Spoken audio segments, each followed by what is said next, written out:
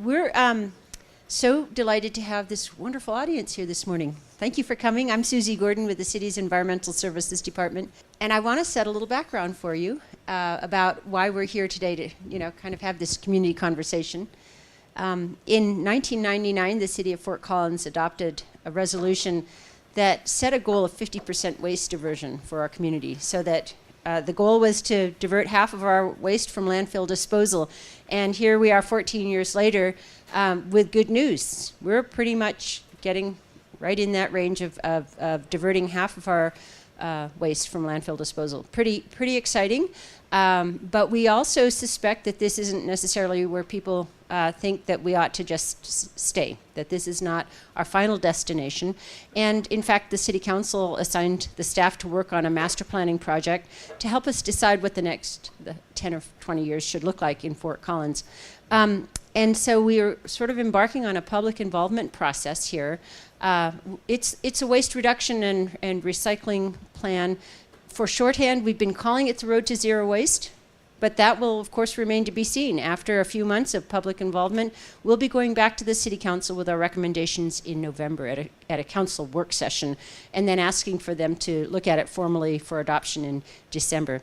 So that's the background of why we're here today, and I welcome you. We're so thrilled to be able to have a consulting firm working with us, Zero Waste Associates, who I'm going to introduce in a minute, and give us lots of good ideas. Very quickly, because this is really important to us to know, how did you find out about this session? So we're going to ask you 3 questions. If you wouldn't mind, show of hands. Anna's kind of going to be doing a little head count. Could you tell us if you came because you saw an advertisement in the Coloradoan? Would you raise your hand? Okay, good. How about if you saw it on the website? Directly on the website? A couple? Okay. And anything else? The Collegian, perhaps? From a friend, perhaps? Or a colleague? Okay, great. Okay, well, that's very helpful to us. With that, I'm going to turn it over to our consultants. Let me introduce, this is Gary Liss and Rick Anthony. They're here from Zero Waste Associates. These guys have a wealth of information and experience writing master plans of this sort for communities around the country. And I think Gary's going to be talking about, he's got a number of examples here, publications that you're welcome to browse through. They kind of wrote the book on getting to zero waste. In fact, they teach it at community colleges in their hometowns, and they really know what they're looking at. And we're so pleased that they're coming out not once, not twice, but 4 times during the course of the next few months to work with our community and really get a feel for who we are, what we've got going on here, and to really personalize this plan, help us write a plan that really works for Fort Collins. So without further ado, let me introduce you to Gary Liss, and let's make him welcome. Thanks. Great. Thank you, Susie. I'd also like to get a sense from the audience. How many people were here last night? Whoa. Okay. How many people weren't here last night? Okay. So about half. That's great. For those who were here last night, this is going to be a refresher course. I'm going to ask you questions rather than telling all the information. How many people here are from recycling businesses? Show of hands. How many from reuse businesses? How many from consultants? How many from the general public as citizens? How many academic, university? How many are government? How many are, what other categories? Environmental organizations. Okay. Anyone any category I didn't catch? General business, great.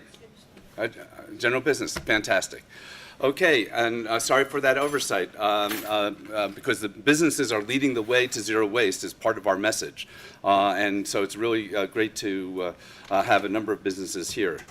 So we'll be going into the presentation, much like last night, a little more emphasis on recycling than reuse in Rick's part of the presentation, but making sure we're firmly grounded. The plan that we're developing is a waste reduction recycling plan. Whether it becomes a zero waste plan or not remains to be seen, as Susie said. So we want to make sure that you understood what we mean by zero waste and what is meant by others by the term zero waste. And I'd like to start with the elevator speech. It's all about reduce, reuse, recycle. How many people have heard that phrase before? It's one of the most well-known phrases in the world, and we're taking it back and saying, if we really were reducing, reusing, and recycling, we'd be at zero waste or darn close. So the issue is, what's different is we're going beyond recycling to focus first on reducing and reusing, then recycling, composting, and redesigning the rest.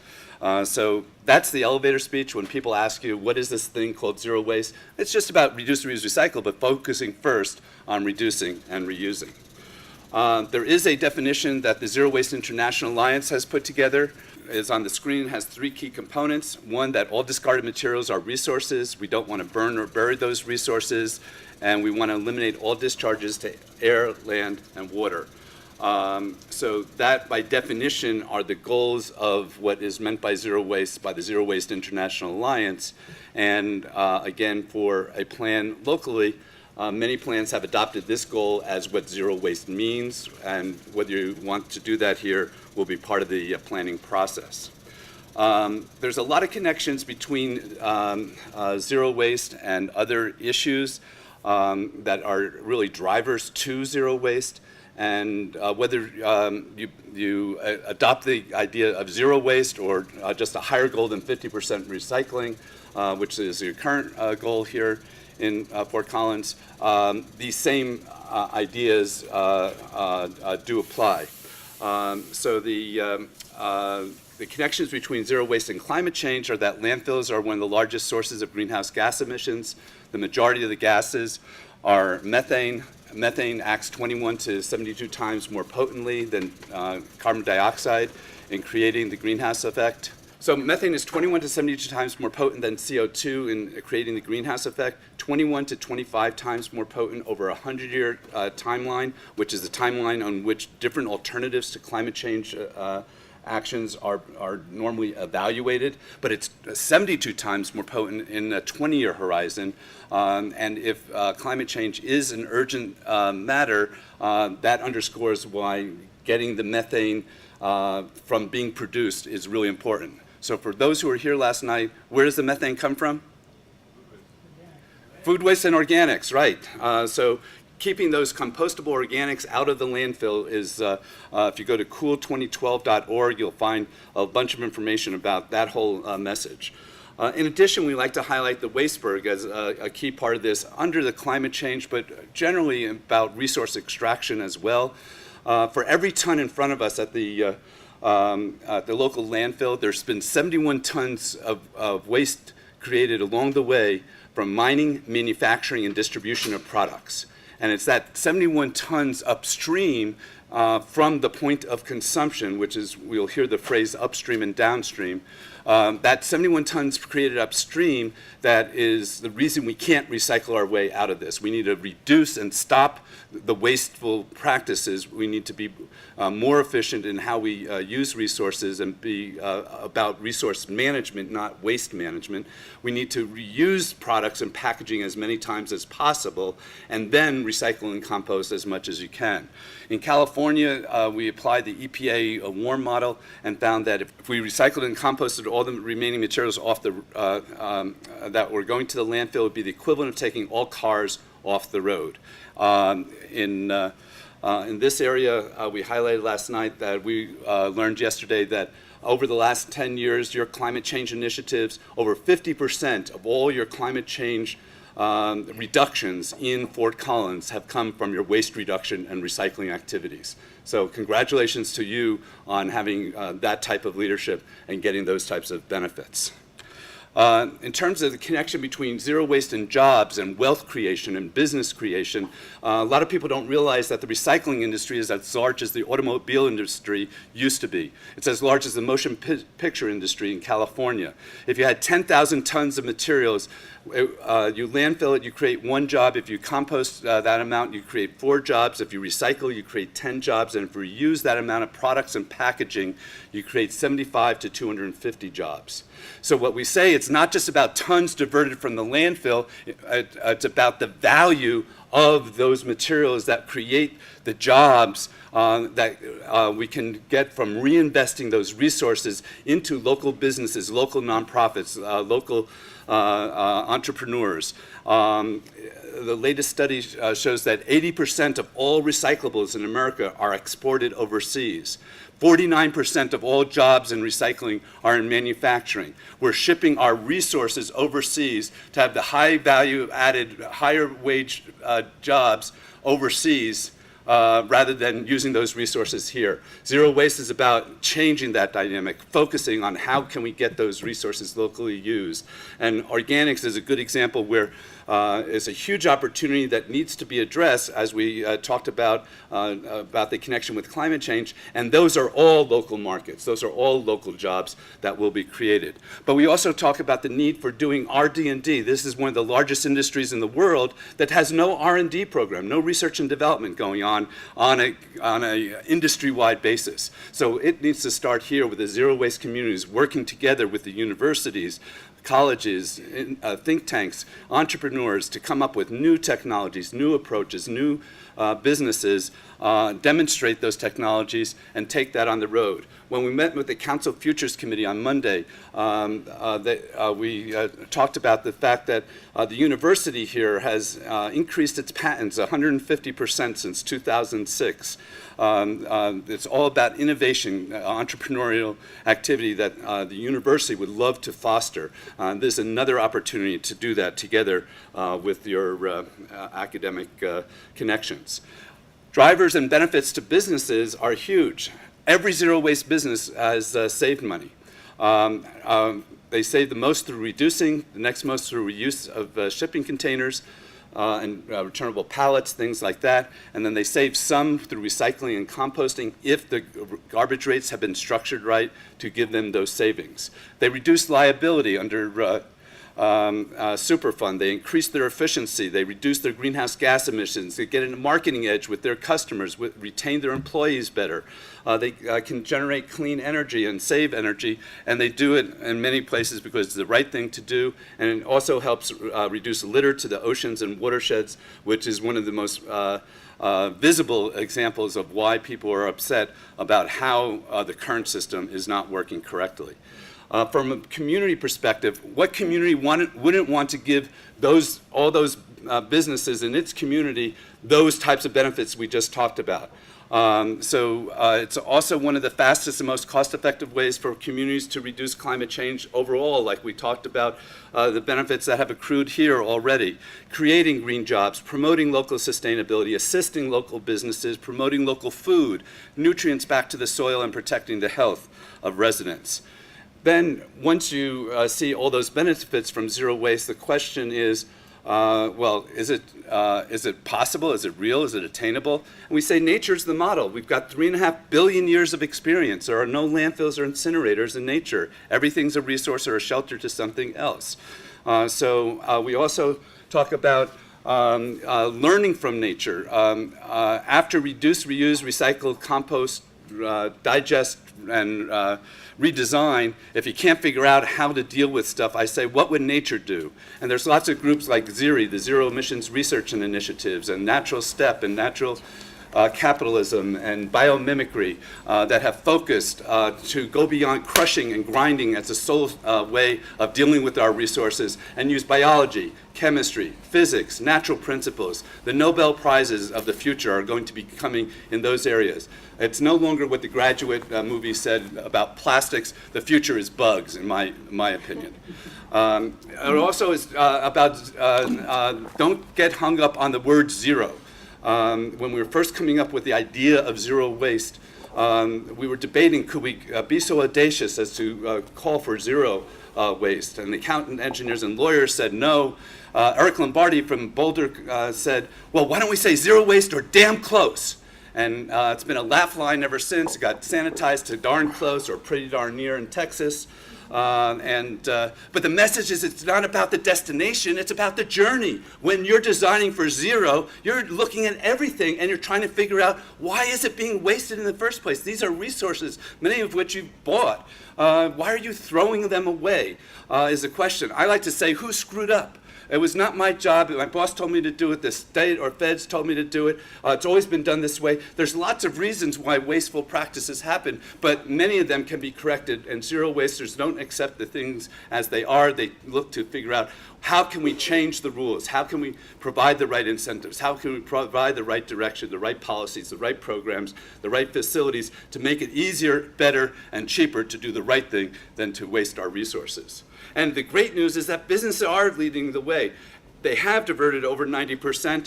Large businesses, small businesses, electronic, organic, restaurants, small companies, Air Force bases like Vandenberg, and now the Defense Department is doing net zero energy, water, and waste pilots all over the country.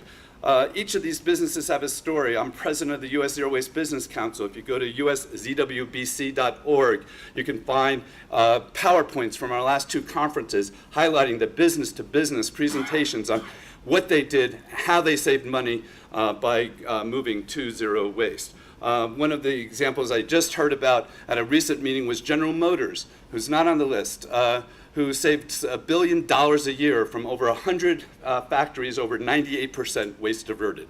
It's just amazing the stories each one of these tells. Locally, we've heard that there are businesses moving in this direction, leading the way. Randy Van Winkle from SBM Services and I brainstormed about this on a recent trip together, and these were some that he had mentioned. And we're fortunate last night, Avago attended the meeting and told their story a little bit. New Belgium is here today, and Jenny has graciously offered to accept our invitation to tell a little bit about their successes. Every place we've gone, there's a zero waste business. They may not call themselves a zero waste business, but every place we've gone, they're at 80, 90% or on the way there, and by the time we leave, they're definitely over 90%. Zero waste communities all over the world are adopting this goal to help their businesses get all those benefits. 125 cities in Italy alone in the last 2 years. They are on fire over there, working to develop zero waste programs, trying to return the resources to the land. Over 30 cities now in California. Cities like Austin, Dallas, and San Antonio, Texas are not the ones that you would normally think of as zero waste leaders, but they now have zero waste goals. Telluride, I did a zero waste plan for a number of years ago. Boulder City and County, yeah, you would think they would be there, and they do have plans, but you guys are reporting higher diversion than Boulder, so you're definitely on this same track. So there's lots of communities, large, small, suburban, rural, urban, all different shapes and sizes, regional districts that have adopted the goal. The difference between the communities is these are ones who have adopted the goal, not achieved 90%. The businesses that are on this list have already achieved 90%. That's why we say businesses are leading the way. They've already done it. So now Rick's going to share the zero waste approach in a little bit more detail on how to get to zero. Let's give a warm welcome to Rick Anthony. So when we talk about zero waste, we want to talk about organization, policies, programs, and facilities. And when you look at it from a business perspective, of course, the management team tells the employees what to do, and if you don't do it, you go. And so it's easier for a business to get to zero than a city because the city gets all the residuals. But upstream in the city, we make policies. That's what city government is all about, the rules for living in the community. What side of the street? What about parking? What about seatbelts? These are the kinds of things. So upstream, we see like in New Belgium, they have a clean production. They are running better than 90% because, well, it's in their own business interest to do that, but clean production is an upstream activity. Product redesign is another thing where we tell the industry, God, I love your product. I hate that package. I can't recycle polypropylene in my community. Could you do something about that? So product design and product stewardship is all about the consumer telling the industry, please conform to our need for our children and our legacy by making your product and your packages reusable and recyclable. Now we get down to the city's responsibility, and that is basically what is now generated by the people in the city becomes downstream. So the first thing we say is, you don't have to buy that, refuse or reduce. At least buy less, buy more wisely. And maybe that's an education program that we help people manage their credit cards by showing that you don't have to have everything that's being offered to you. You can buy things that are repairable, reusable. There's other ways to get it. A 4-year-old car might be 1/3 or 1/4 of the price and runs just as well. So reduce and reuse, recycle, of course, compost. When you look at William McDonough and Cradle to Cradle, basically say organics to the land, recycling back into technology. Don't violate the air, the water, and the land. This is the stuff that we have to breathe and drink, and this is part of our growth. And finally, look at clean energy and provide opportunities for everybody to do that. So when we look at producer responsibility, we look at products that don't hurt the environment nor the workers. This is everywhere in the world, engineers know this picture. This is the Cuyahoga River on fire in 1968. This was what charged Ohio and everybody in the world to go to clean water and not allowing petrochemical or any industries just to dump into the drinking water. Who's responsible? Well, you are and I am, because we buy that stuff. If you buy that stuff, you are acknowledging to the capitalist industry, it's the consumer versus the manufacturer. You're saying, I love your product. If you don't buy it, they'll either go out of business or they change. And so we as consumers, more than ever, have more power in telling the industry how we want our products. We want it repairable, for crying out loud. I want a camera. I finally learned how to use the darn thing, and now it won't work anymore. And I say, could you repair it? No, but if you send it to me, I'll take it, and for $100, I'll give you another one. Well, I just like to have it repaired. I just learned how to use it. Now I got to learn how to use the other one. The other is to get the industry by talking to them, saying, there's a responsibility that you have to do here. And one is you can't produce a product that's going to do harm. You can't. Here's a soap that has a little bead in it that makes your skin clean, but the bead ends up in Lake Michigan, and now it doesn't dissolve. It's a contaminant. Should that product be made in the first place? As consumers, we can tell them that. Okay.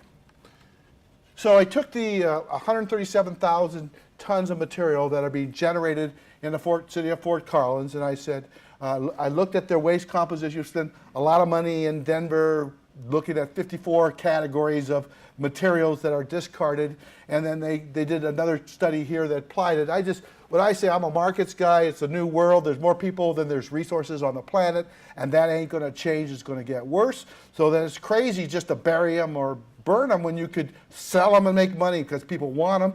So these are market categories, and 90% of what's generated and going to the landfill falls into one of these market categories, 90%.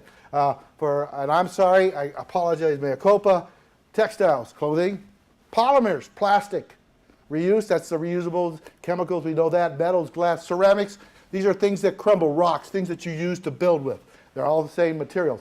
Paper, there's a divide, this is recyclable, there's got the tissue, this is compostable, wood, soil, putrescible, the old garbage pail, things that putrefy. So it's really, we're different than yard trimmings because they decompose faster. You want to handle them a little different. A collector knows that if you leave food in a tight bin, it's going to turn into water real quickly. Plant debris. Okay, so given that, that's how it breaks out. You're a little higher than in most places in the country in terms of reusables going to the landfill. What did I use here? 8%. Mostly it's somewhere around 3 to 5, but the composition data bears it out, and the fact that the state of Colorado doesn't exempt any or ban many things from the landfill. So it's something that affects my chart here because you take the percentages and apply them to 135,000 tons, and now you get the amount of annual tons of this commodity. So if you're a paper broker or a paper dealer or a paper mill, and you want to know how much paper could come out of Fort Collins, I can show you that 27,000 tons is the total amount. These are rough estimates, but it's in the ballpark. So if he wanted to build a small-scale paper mill, that ran, 10, 15,000 tons a year, that's a possibility. So as we market what we can do to the industry about building the infrastructure within our own community, we can do this. And that's the other thing is that 60% of this stuff goes all. I'll give you the example of the reuse. Okay, so 10,000 tons of reusable materials. I say $550 a ton. I'll lower it to $400, but we went to all the reuse stores yesterday, and they said, oh no, it's much, much, much higher. And the professionals I had looking at this stuff say it's somewhere in the $1,000 a ton. But even at $550 a ton, there's $6 million estimated of reusable materials that could be either reused or recycled in this community going to landfill. Well, this is all local businesses. This is your thrift stores. These are dismantling plants. All this stuff goes back into your local economy. So why wouldn't you try to capture it and take advantage of it? That's what we're saying. So, and the other one, the other big one would be plastics. So we got some $1 million potential in plastics. These up to here, the solid materials, these markets are solid. I ran them against people in Boulder who do collection and sell these materials. The next step is here's the composting material. Ceramics, rocks are building, so on-site happening. Putrescibles, yard debris, wood, and some dirty paper. This is a recipe for soil. This is how you make soil. Do we need soil in Fort Collins? Well, this is the issue. Is there a market for it? Well, next time I come here, I'm going to talk to the nurseries, the tree trimmers, and the grocery stores. We'll talk about how that. Do you feed animals here? You have animals. What about animals? What about feeding people and feeding animals before we even feed the land? But at least those in the priority. So that's kind of what we're looking at. That's how it plays out. At this point, I see about 9 million. People say, oh, that's huge. You're going to get up. Turns out when we talked to the brokers, no, you lowballed it, Rick. And I did. Because they know that $20 for all the metal, the wet metal's worth $200 easy. And then you put a magnet to it. Now you pull out the steel, you still got your gold and silver and palladium and copper and all those things. Okay, so I say there's 12 clusters. You say I won't separate into 12 categories. I said absolutely. You're already doing it now. All your papers, containers, glass, and 4 of these items are already in your blue bin. On your single stream, you got them already there. Your organics could go in the green bin in San Francisco, in the Bay Area. All the soil, wood, food debris, plant debris, food soil, paper go on the green bin. It's all being composted. They're using it on vineyards to grow that fine wine that you love to drink from California. The reused products, well, why would you throw a drill in your recycling bin? You give the drill to the Salvation Army or the church or your charity. Or if the city does a cleanup, once a year cleanup, you send a box truck, not a packer truck. The box truck picks up the materials, takes it to a warehouse, let the thrift stores cherry pick the good stuff. You'll make money off that. The rest of the stuff can be dismantled. It's a work program for the homeless. It really is. So those are your clusters, your special discards are the stuff that happens at your house. You tear down the patio, or you've got some stuff that you've got to clean up. You put it in your pickup truck. You take it to the landfill. You really would like to recycle that old appliance and do those kinds of things. So we would set up a resource recovery park at the landfill so that you have that option. So ultimately, whatever went into the landfill, in my book, would be a composite material and some diapers. And then we got a question: do we even want that there? So these are the processing centers. You've got the materials recovery facility. You need a composting facility. We need some kind of warehouse for reuse and repair. In the construction and demolition, basically we need sorters and grinders for the rock and the wood. And as far as the regulated materials, you need a place to take your toxics, whether it's back at the retailer or it's to some facility at the landfill. We could do this. You have capability at the local landfill to build in these kinds of processes. I just show you some examples.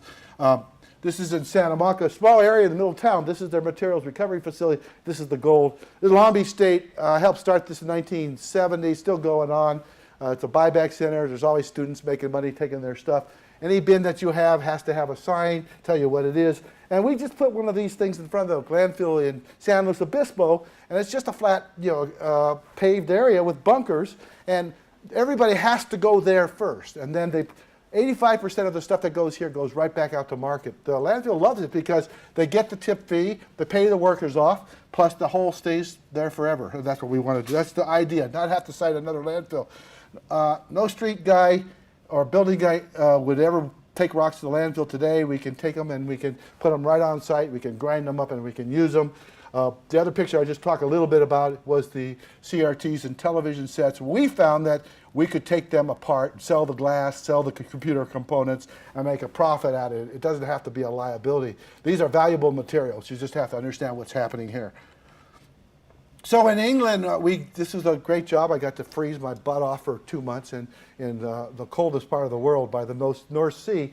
And what they do in England is the residential commercial get service, but the businesses don't. And the landfill fees are up in $300. The EU doesn't want things in landfills until they keep European Union up to scale. So we said, look, here's our 12 categories. Here's your business trucks. You come into our resource recovery park. Here's a reuse area, a recycling area, a composting area, soil production area, ceramics area. You're gone. And on the other side, so they won't run into you, here comes the big trucks picking up baled material. And then all the industries, and this is who hired us really, was the industries who had people on the dole were looking for work and saying, if we could get these commodities, we could compost this, or we could repair this for furniture, or we can make this stove or appliance work. And these were jobs. They saw it as jobs. We're still in the process on this going on. So here we are today, and this was focused on recycling. So we pitched it that way. So these are the questions. I'm going to walk around with a microphone and try to make it talk. And this is what we need to know. We need to know, are the existing services working for you? At the home, at the institution, at your job, at the mall, with the self-haul? And if it's not working for you, what do we need to do? What's needed? What are additional recycling services are desired for each area? Finally, how do we fund it? Is it the rate sufficient? Okay. Would you like to see it increase in the landfill? Would that upset you? Any idea you have? Remember, if this is a public process, we'll take your notes and put them down there, and we'll feed it back to the council. Should the city develop a resource recovery park? Are events, venues, public spaces adequately served for recycling? And if not, what do you think ought to happen? And how should we make that happen? What role should the city play to expand recycling? And how much is the city in terms of rules or operations in terms of the private sector? And how do we get everybody to play well together? That's a really important issue. So our process is that we've reviewed most of your background data, have done that, done a lot of visiting to local sites, had some meetings, going to have some more meetings, going to specialize on composting and waste to clean energy in July. Then we'll do our analysis. We'll give you a draft. We'll have another couple meetings to talk about that. And we hope at the end that there's a consensus and we all go together, the council, and say, kumbaya. So again, identify the issues you'd like addressed, help ID stakeholders interested in waste reduction, reuse, recycling, composting, product stewardship, and zero waste, help promote the zero waste plan process, and engage everybody in the community. If somebody's not here that should have been here, let's get them to the next meeting, or have them write us a note.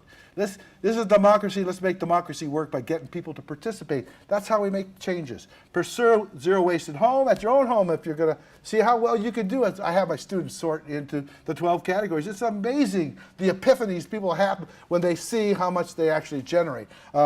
In your business, challenge your business to do it. If you have a party, have a zero waste party. So I want to let Gary finish the talk with our chant. This is our signature cheer, and we're going to involve you in it. Yeah. So those who were here last night know how this go. Grassroots Recycling Network came up with this slogan on T-shirts back in the '90s. If you're not for zero waste, how much waste are you for? We like to ask the audience that question. So, how much waste are you for? Zero. There you go. And like last night, it was a good first They did try. better last night, But Mike Peparian, who turned this into a cheer at the 2004 International Dialogue in San Francisco, came from the Sierra Club, was a real gung-ho guy, and he always liked to ask at least more than once. So let's see if we can make sure that the people down the hall, Lucinda is not here today in Environmental Services. She'd probably like to make sure that you guys are all sort of engaged. So how much waste are you for? Zero. That's pretty darn good. But I don't think the city council heard you, so they're probably across the street. So we'll try one last time. How much waste are you for? Zero. Okay, thank you very much. Our next piece, we wanted to have a couple local folks talk about a little bit about zero waste from their perspectives. We asked them as they came here today, so these are not prepared remarks, but I asked them to spend a couple minutes just talking a little bit about zero waste from their perspective. Our first is Randy Van Winkle. Randy, if you could come forward. Randy's with SBM Services, which provides support to businesses all over the country on helping them get to zero waste. And I asked him to talk just a little bit about his experience with different businesses getting to zero waste. Randy. Thanks, Gary. So I'm Randy Van Winkle. So I know quite a few of the folks here in the audience. Excuse me. My company is a building service contractor, so our core business is providing janitorial services. And about 20 years ago, one of our clients kind of recognized that as the janitors are picking up all the trash throughout the facility, we have a lot of hands on what's going on there. And we have a lot of oversight or ways that we kind of interact with the waste and recyclables at the site. So anyways, we've been doing recycling programs for about 20 years. We've seen a lot of different business types achieving zero waste across the United States. Manufacturing is a real natural area where that can be a great possibility. We've seen, some of the computer manufacturers, Intel, HP, obviously, are some of the ones that are local here. Warehouse and distribution. When you look at the waste streams that are coming out of those types of facilities, it's almost all recyclable. So achieving these, 80%, 90% diversion rates seems, when you first, hear about that, that seems kind of impossible. But when you start looking at the waste streams and what is actually coming out of these facilities, it really is attainable. And then a little bit more difficult is the office park setting or the business, cubicle farms and just general office type buildings. But we have seen some really stellar results out of some of these businesses that are really putting an emphasis on zero waste.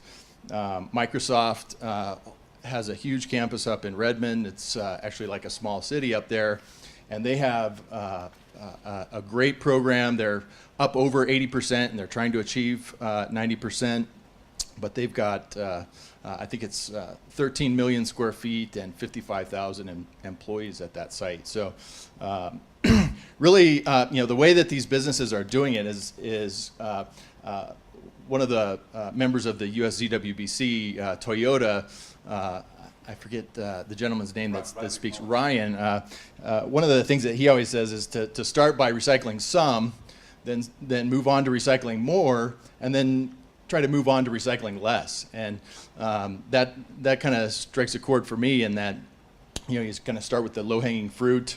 Obviously all of these businesses start with all the common recyclables, talk about paper, a lot of the different things that Rick showed on his chart there, but then moving on to some of the less common items. So whether that's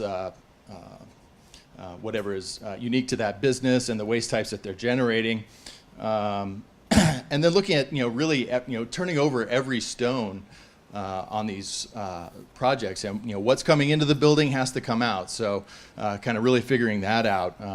Reuse of pallets, reuse of different shipping containers and things. Does that make sense for your business? And then also waste reduction.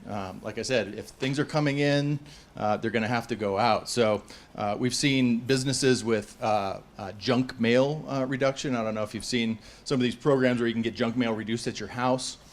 Mail rooms at large businesses can go through the same type of process to reduce some of that waste. And then we've also even seen some businesses, Intel, actually, we work with them across the United States, and they are removing all disposables. Used to be when you walked in, and you walk into a lot of different businesses, they have free coffee, they got styrofoam cups in the worst case, or maybe they have compostable cups.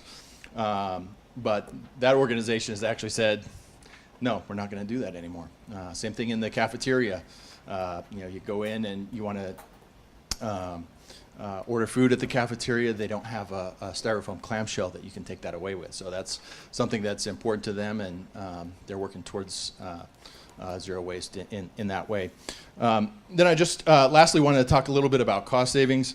My company, we work with businesses all across the United States. We're in 45 states, Canada and Costa Rica. And last year we published about $12 million in cost savings for our clients based on optimizing recycling programs, reducing waste.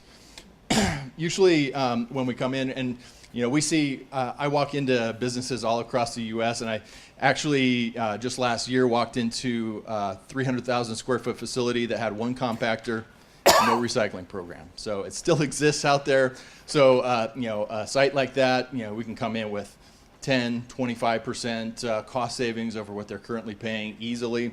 When you're looking at businesses that kind of have an established program, we can still see as you move towards zero waste, you can really reduce your cost on landfill. And obviously there's some regional differences. Here in Colorado, we have very low landfill rates, but I work up in Pennsylvania, New Jersey, where they're paying $90 to $160 a ton for either landfill or incineration. So in those cases, it really does make business sense to reduce that waste out of the landfill and incineration streams.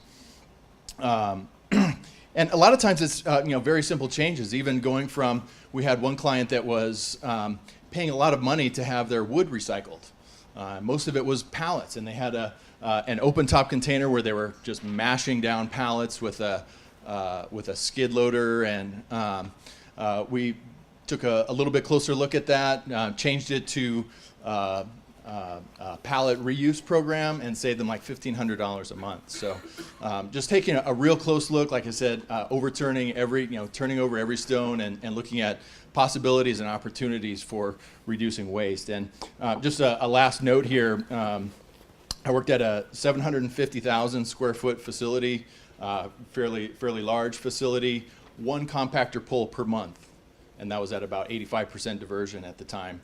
Conversely, I'm working on a new project out in New Jersey, actually, where it's a 350,000 square foot facility, and they're pulling their compactor out 4 times a month every week. So you can see some of the opportunities for reducing your haul fees, reducing your cost on your discards. So. And next is Jenny Dewar with New Belgium Brewery. How many people have had New Belgium Brewery beer?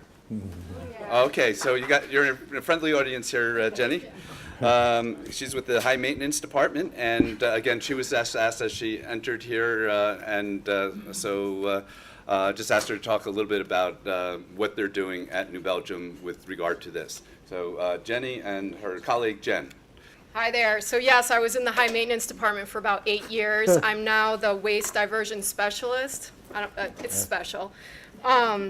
So I've been about 6 months in this role, so I'm still kind of learning the numbers and whatnot, and yes, this was pretty last minute, so I don't have actuals, but I've got kind of general numbers that we're reporting.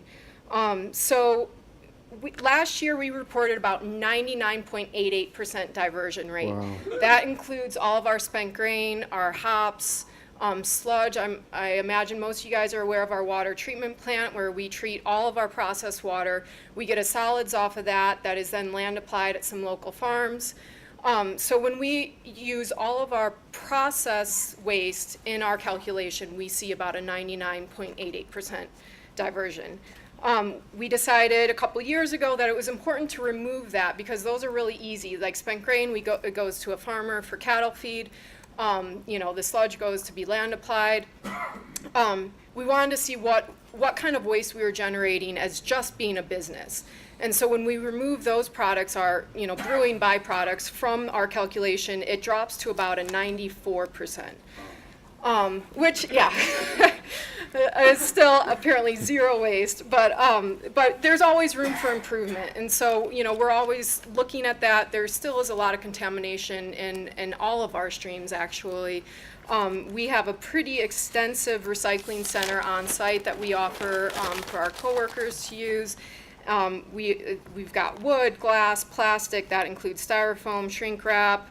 Mylar bags, which all of our hops come in, super sacks from all of our grain, metals, that includes metal 55-gallon drums that some of our juices arrive in, scrap stainless steel. Our entire brewery is fitted with stainless, so we have a lot of scrap from that, aluminum, paper, plastic bags, electronic waste, compost, sludge, spent grains, so on and so forth. We also offer some of the hazardous waste, which we don't include in our calculation. That's things like CFLs, batteries, cell phones. We donate all of our computers. We have, I think, about a 2-year lifespan on our computers in the brewery, but then we donate them out to an agency that refurbishes them and sends them to low-income families or graduating seniors and things like that. So we still have a lot of challenges. Like I said, we see a lot of contamination. We've got about 3-yard dumpsters for most of our commodities. And I think a lot of people view a dumpster as being trash. And even though we have signage on the outside of it, never fail. There's trash, there's recyclables, there, you know, whatever the material is that we're actually trying to collect, there's beyond that. So, you know, education is always something that we try to, you know, extend out to our coworkers, our community. As well as we have a lot of contractors on site. We've been building out, I've been there for 10 years, and I feel like it has been a constant projects and upgrades, and so we have contractors. We're building out to capacity right now, and you know, we have an initial orientation with the contractors where we point out the areas, you know, that we collect certain things, but again, they don't always make their way into the right receptacles. So you know, that's the area that I'm looking at this year. And as far as money that we're seeing in return, last year we saw about $500,000 coming back to us. Now, again, a majority of that is our spent grain, but, you know, in yesterday's talk about what can we do at the landfill to encourage people to take reusable items, just point out the fact that majority of these places will take them for free. At the landfill, you're going to pay a tipping fee. So, you know, that and for us at New Belgium as an employee-owned company, that's one talking point that I have for my coworkers, is to show them, look at the return we're making on this. And so it's important, even if you don't believe in recycling, when you come into the brewery, this is a business practice that we have in place, and we enforce it. So Jen works with our process improvements in the packaging department. She's going to briefly speak about some of the things we're looking at over there, and I welcome any questions if anyone has any. Great. And actually, it's funny, we're both kind of new. So I've been at the brewery 11 years, and the first 10 were in engineering. So yes, the constant projects. We've had at least one building permit open for the last 13 years, often 2 at a time. So yeah, our contractor labor force is big, and always new people coming in and out, as well as all of our new hires. So education and trying to rally folks around knowing what to do is important. So the last year I've been in packaging doing process improvements, and we have a 2013 initiative to reduce our waste. So Randy, you were talking about you know, first recycle some, then more, then less. So we're trying to recycle less now. So we previously had been just tracking our scrap raw materials waste and packaging as a, you know, there's this big dollar amount that is scrap every year, and it's in the hundreds of thousands of dollars, and we don't really know why it's there or who generates it, or is it because the machines stink, or the cardboard's out of spec, or the glass is out of spec. It's just this pile that we have every year. And so new for us in 2013 is we're actually having operators weigh the cardboard real time on the floor, and you know, this is what I'm throwing away. And it's interesting because, just like people say, if you pay cash instead of a credit card, you don't want to give that cash away. Our operators are having to, you know, roll the bin over to the scale with the cardboard and go, why is this happening? I don't want to weigh this and have to enter it into the system. And so we're finding that some of that scrap is, you know, human error. Some of it is the machines. Some of it's our raw materials. There's this other component, as you guys have probably seen at your liquor store. You know, our beers change frequently, and so there's a new a new cardboard outer case with each new beer, and so how do we get those order quantities correct? So we're going to be working on this a lot more than just 2013, but we're trying now to, how can we recycle less? So that cardboard, how can we get the cardboard in from the vendors that's more to our spec so it runs better on the machine so we have less scrap? How can we get the cardboard from our vendors in smaller batch sizes so that we have less waste at the end of a run when it's time to change from summer seasonal to fall, I guess, is after summer. Our glass is the other biggest raw material waste in packaging. We're fortunate that all of our brown glass, we ship it back down to Coors and Golden, and they make new brown glass bottles. So that's great. It's pretty much closed loop. But still, why is there so much glass coming off of our line that, I don't know if you think Laverne and Shirley, there's wide conveyors full of glass, and then as it goes into the filler, it's got to get down to just one bottle at a time, and in that process, if the conveyors aren't timed just right, empty bottles get kicked off the line. So we spend about $12,000 just this year in having programmers come over from Germany and really tweak our line, and we saw our glass reduce, our waste glass just from that process of bringing those bottles in line, about 30%. So just that's an easy ROI because we go through a lot of bottles. So those are the things, like Jenny was saying, 94% sounds great, but there's still a lot of low-hanging fruit out there that we're knocking off, and that's just bottling. So Thank you, Jen and Jen. This is just a great testimonial to what Zero Waste is all about. Now it's your turn. Hi, my name's Dan Garvin. I'm one of the owners of Colorado Iron and Metal. We're a scrap metal recycling company here in Fort Collins. We just recently moved off of Mulberry, and we're now neighbors with Jenny at New Belgium and right behind Odellsbury. Anyway, nice slideshow up there. A couple remarks about some of the items that were up there. In that, you said there is about 6,000 tons of scrap metal that's at the landfill currently that comes in every year. Is that Yes, sir. Is that how I read that? Yes, sir. That's 2 semi-truck loads every 5 days. I'm sorry, that's 2 truckloads in a 5-day work week every day of scrap metal just coming into the landfill. I don't think that exists. 6,000 tons.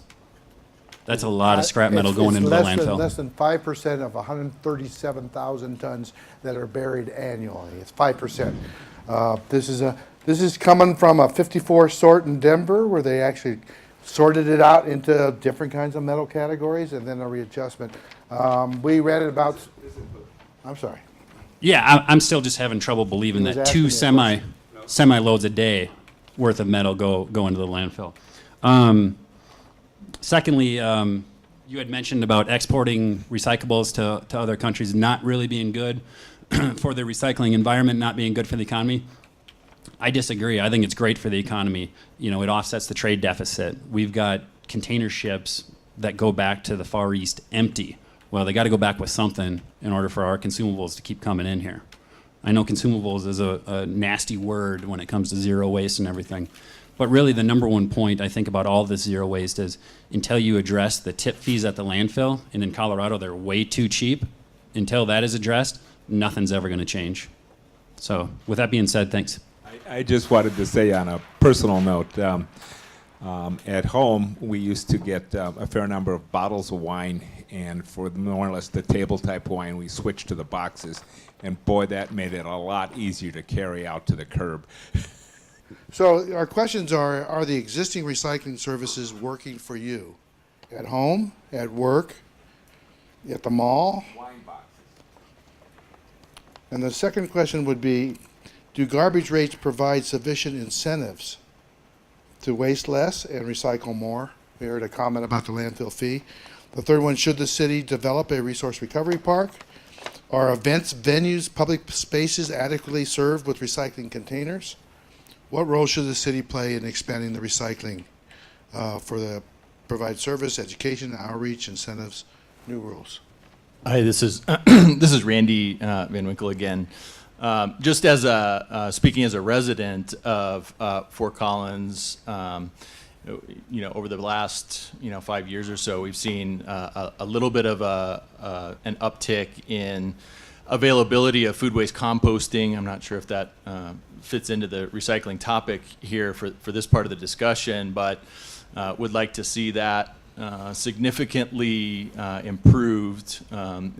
Working across the U.S., I see a lot of the different municipal programs as well, and I'd say that's one area that we're significantly lacking in, year-round coverage and, full food waste availability, along with the, I think it should be, trash, recycle, compost, like you were saying with the green bin, year-round pickup, and then availability for commercial businesses on that as well.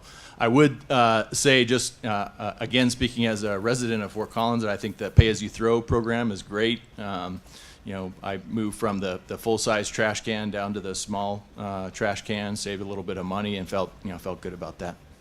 So does everybody recycle at home? Does anybody don't recycle at home? All right, you won't confess. You don't recycle at home? You want to explain that? I do recycle. Okay. You want a question? All right. I was just trying to stimulate thought. Sorry. If it would be better conversational piece, I should say I don't recycle. Well, then we'll say, why? And then you could stone me or something. Yeah, right. I was just kind of curious, in your guys' experience, Jeff with Always Sharp, in your guys' experience kind of across the country and overseas, kind of like that centralized location where all the materials come, is that a government funded program, or is it private sector, or is it subsidized, or both, or in which one works better, and just some input? So by 70s, we've sort of implemented Wanna Recycle. So typically around Europe is what I see is they offer the service for the single families, and the multifamilies is taken care of by the government. And so they will have drop-off facilities around. Some of them are pretty unique.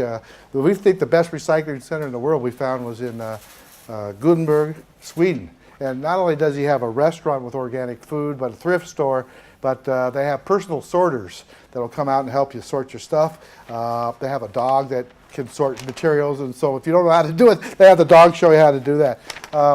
But as we're moving towards resources, the price of commodities has gone sky high. We're seeing more of this, Italy calls it porta-to-porta, door-to-door service, pay-as-you-throw, because they see the commodity there. It's a different world. When I was young in the 70s, they said by the year 2000, the recycling material would be the prime feedstock to industry, and pretty much is. Your car, your Toyota, your Prius was made out of recycled metal and recycled paper and recycled plastic. It's what's going on in the world today. So the question is, you want to source more? How do you get it? But the question was public, private, or both. Who's running these things? And the answer is Mostly- all of the above. But mostly public. What's happening is what's naturally evolving in California, where the state mandate was 50% diversion by 2000, with a $10,000 a day fine if you didn't embrace that by local governments.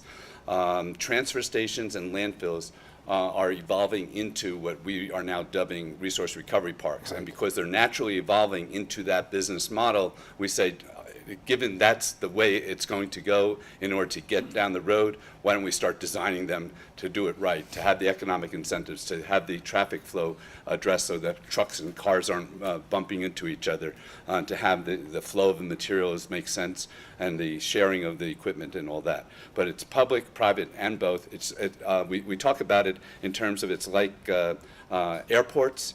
Airports were places where the public oftentimes would provide the land, private would come and develop it, the public would lease the land to the privates to develop, the privates would lease more of the land to stores to be part of that. So it's a land use realty deal in many situations. That's a public-private partnership. But it's building off of how they structured originally transfer station and landfill relationships. Another thing that's happening is they're demanded by public as public facilities, but as they make it develop and become commercialized, a lot of outsourcing and selling this, privatizing is happening in this field. So yes, the private sector is beginning to run and operate these facilities. Hi, I'm Stacy Baumgarten, and I had a question. If you've done this analysis of the tonnage that's going into the landfill, has a similar analysis been done of what the recycling stream actually contains, and kind of an analysis of the contamination? I mean, kind of turning it on its head, you might say that what's going into the landfill, we've contaminated it with recyclables. You know, you could kind of think of it that way, but with our recycling stream, how are we doing? Are we doing a good job sorting? You mentioned that, like I think about the big bin that's in the building that I live, and I see things in there all the time that, yes, they might be recyclable, but they're not recyclable in the traditional single stream, you know, like a plastic bag or shredded paper. To me, I consider that a contaminant in a single stream process. I could be misunderstanding, but anyway, I'm just curious about contaminants and how we're defining that too. Good. Stacy, let me go ahead and this, again, I work for the city, and the city does not provide the trash and recycling collection service in Fort Collins. We have a privatized system. However, the curbside program that you and I use, and that at CSU as well, Stacy, all the materials are flowing to the Larimer County Recycling Facility. It's co-located with the landfill on South Taft Hill Road. That center is managed by a contractor who hauls the materials to Denver, and it's sorted at a materials recovery facility. And forgive me for falling into the slang, we call it a MRF. It's a very large MRF down in North Denver, and it takes that single stream of materials and with a semi-automated process sorts it into about 5 or 10 different materials streams, you know, pure streams. What I would tell you is that the contractor at the behest of Larimer County contracts with them. They must meet a requirement to report the contamination rate to us. And especially if it goes over 8% contamination, they immediately have to get on the phone to Stephen Gillette at Larimer County and say, you know, contamination's gone beyond the acceptable limits. And Stephen's not here. I wish he was.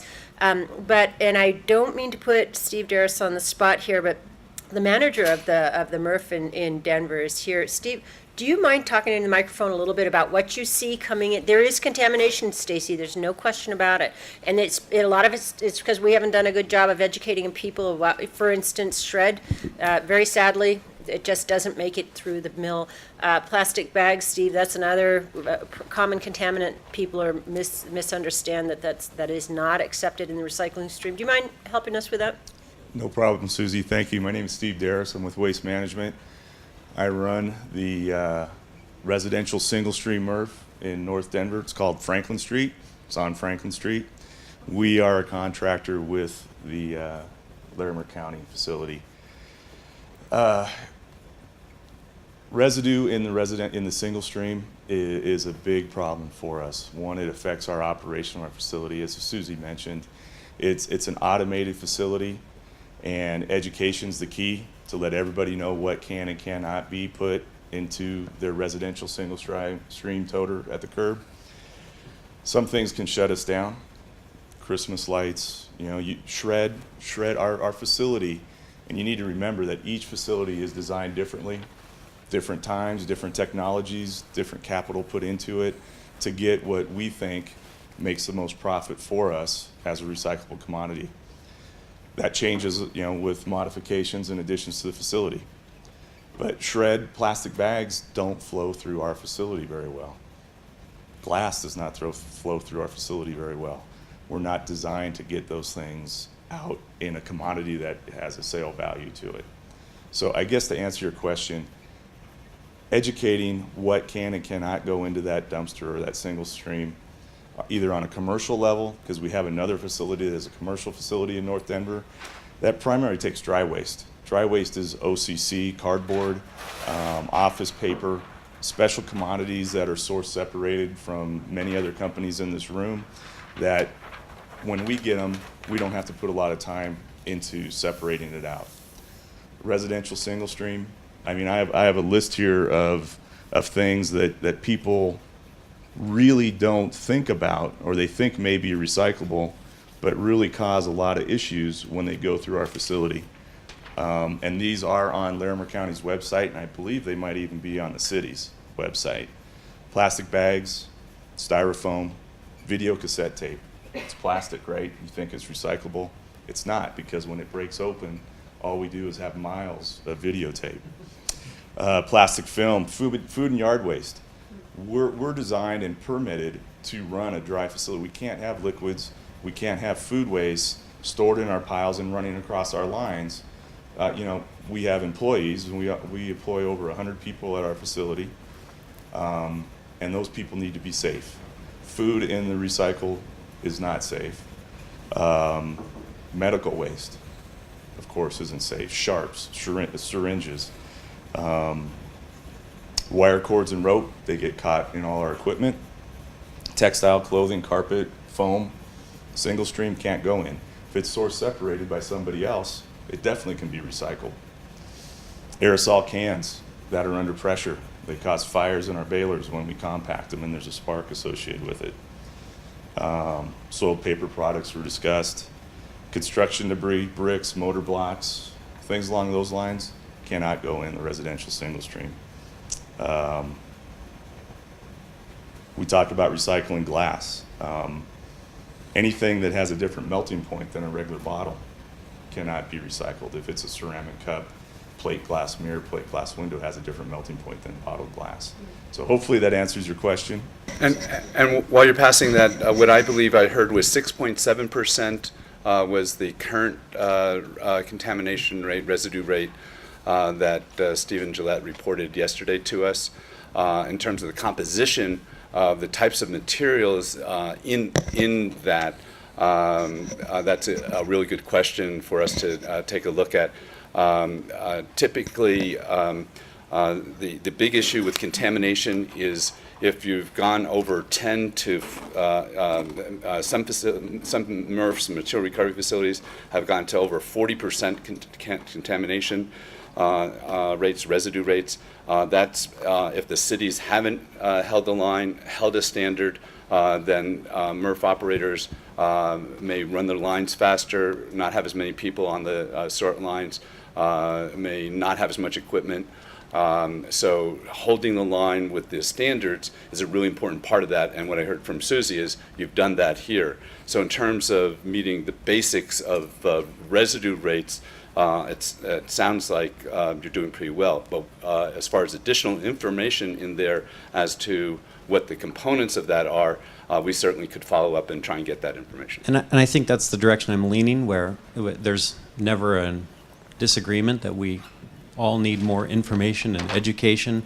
But I guess maybe what I'm pushing for is, I don't know, maybe even leadership might be the right word, in terms of, okay, you've published a list, maybe it's on the Larimer County site, it's on the city site, but my experience is that everyone, most of us as individuals, have a different definition or a slightly different understanding, because we either work in a different building or we have a different hauler, and yet the reality is it's all going to you. All of these recyclables, single stream recyclables, are coming to you, and yet we all have a different understanding of what is acceptable or not acceptable. So there needs to be, I don't know who's going to take the leadership position to be sure that a consistent message is delivered to haulers, businesses, residents, et cetera, so that we can contribute towards a clean, effective, single stream recycling stream. And then helping people understand the difference that when, okay, so there are products that cannot go in residential single stream, but that doesn't mean they can't be recycled. It's just a different process. It's a different place. It's a different location. So then we're back to education, information, and then where do I take it? What do I do with my Christmas lights? On and on and on. So it becomes but anyway, so there's a couple of different issues there. But Good point. You get the point. Right on target. If you don't mind me just following up, Stacy, I'm going to say this on behalf of the community, is that over the last 10, 15 years, we have repeatedly heard back from the MRF managers that the material that comes from Larimer County is really pretty darn good compared to a lot of other communities. Doesn't mean we can't do better, but often, we're getting feedback that, you're doing a pretty good job. The really important message about this is, and it's a sort of when in doubt, keep it out. It's about the value of the materials. because if you've got nice, clean, dry, paper, it sells for $150 a ton, and when it's soiled, you're paying the landfill tipping fee.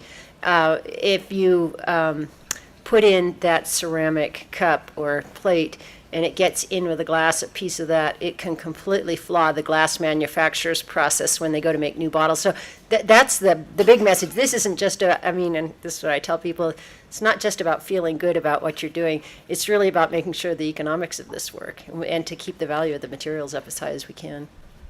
Okay, we have a question over here.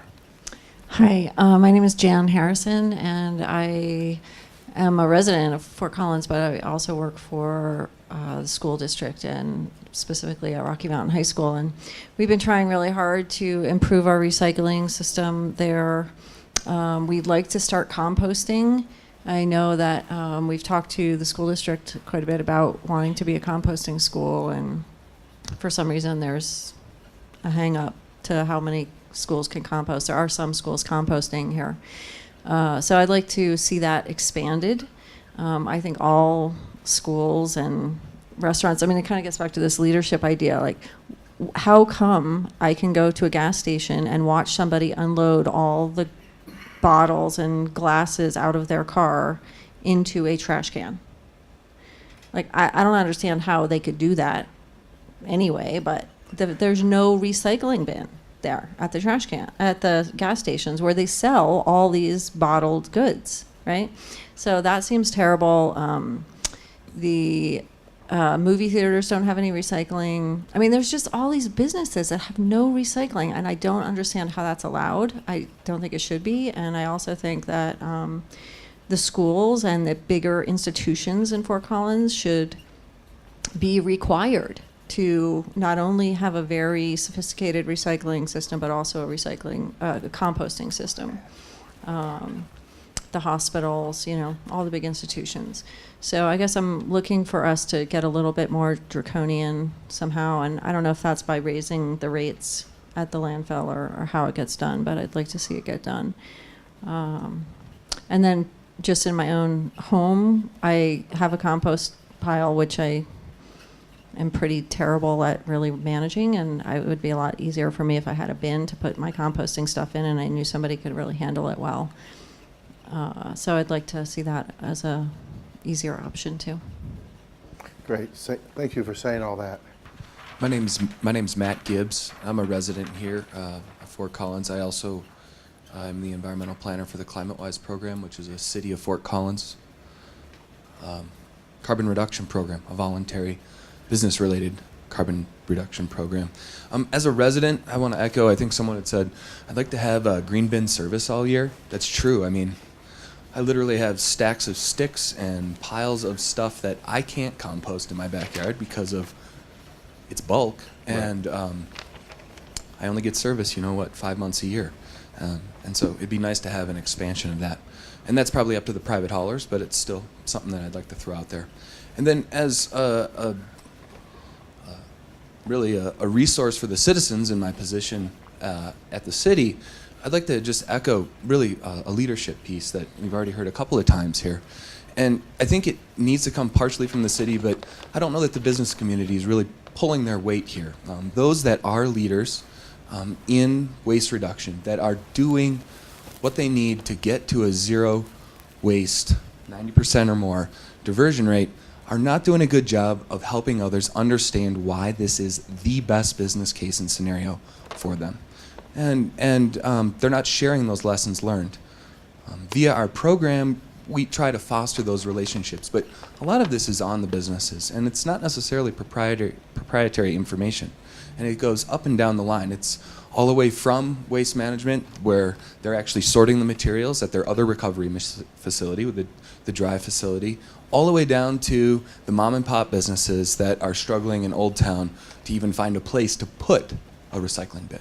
Okay, so it's everybody involved, and I'm happy to see a lot of those people that are in that chain here today, but we're missing a lot of the important players as well, and the ability to hear their voice. And so those that are leaders in the industry and those that are seeking a very valuable commodity and are basing that on a fee-based program that businesses are actually purchasing materials and then paying to have them taken away so someone else can profit from those. It'd be nice to have everybody at the table to talk about how this is the best case scenario, not only for individual businesses, but also those haulers, those recyclers, those commodity dealers, and then also the suppliers, the purchasers of the materials that are bringing those commodities, technically, into our community in the first place.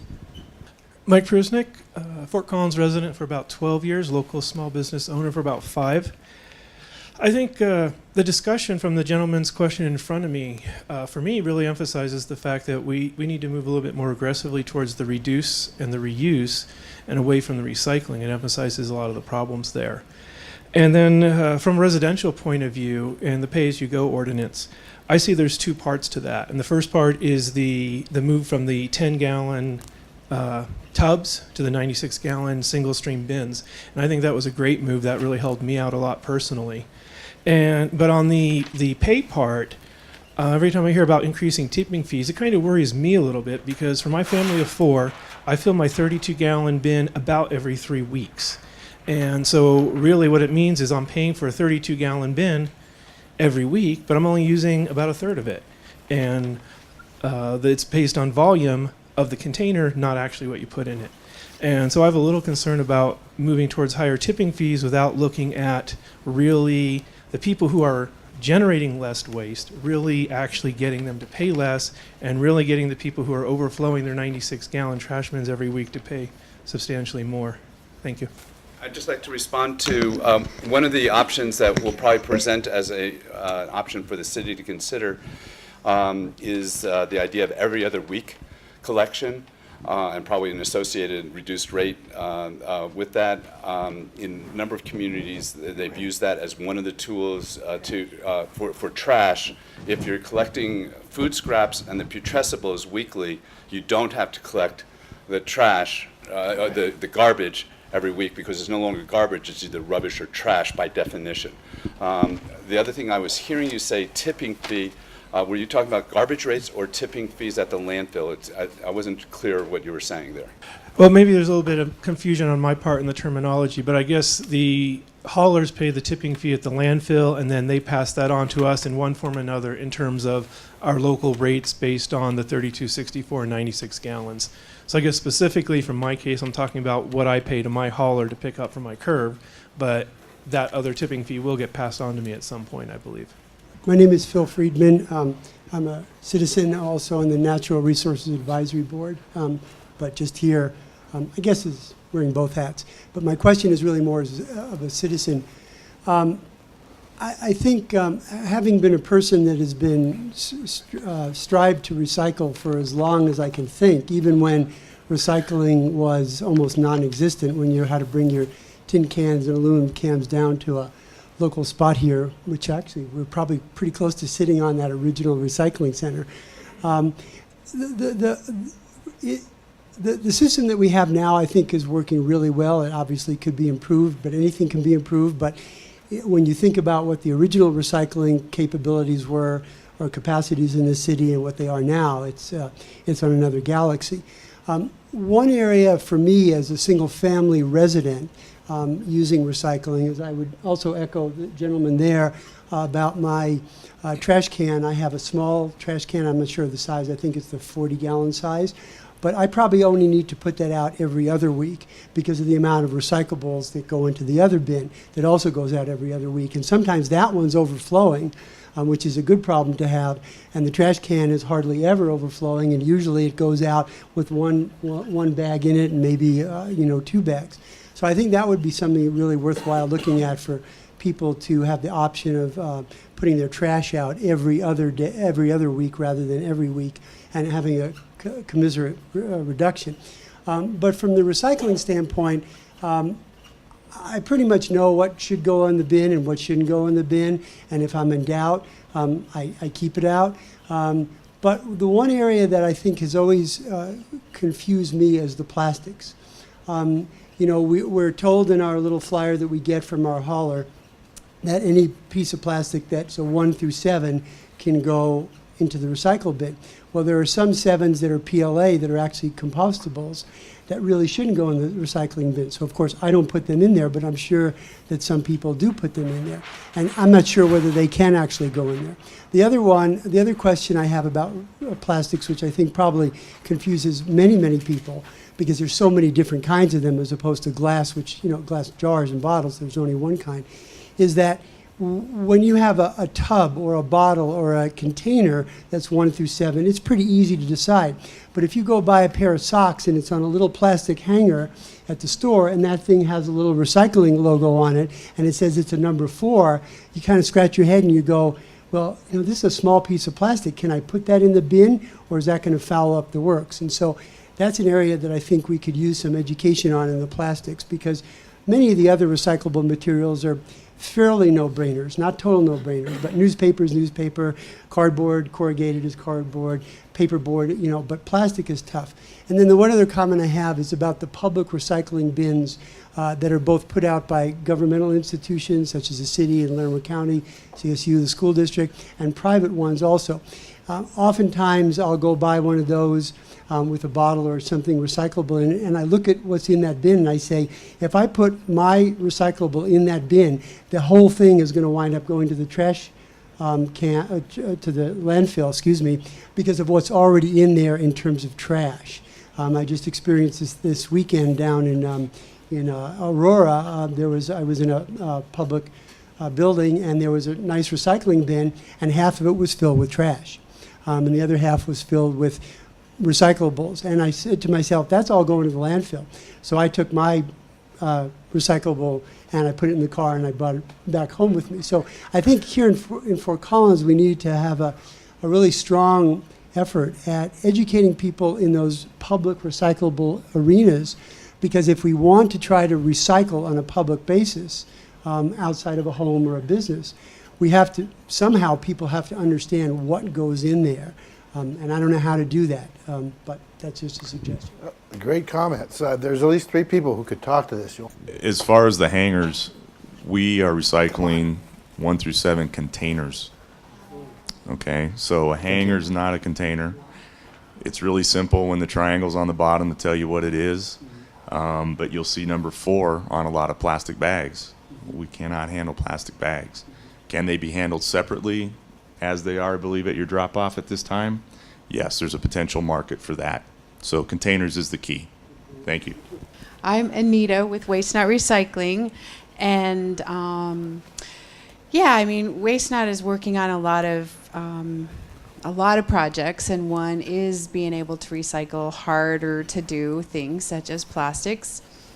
We have a composite line where we can actually take apart a ski boot and recycle the plastics and the metals and the various parts of it. But what we really need is to create the markets for a product that can be made out of that type of material. We can recycle hangers. Hangers are not a problem to be recycled, but yes, they have to be kept separate. We have to bale them separately and send them to a place that can handle those.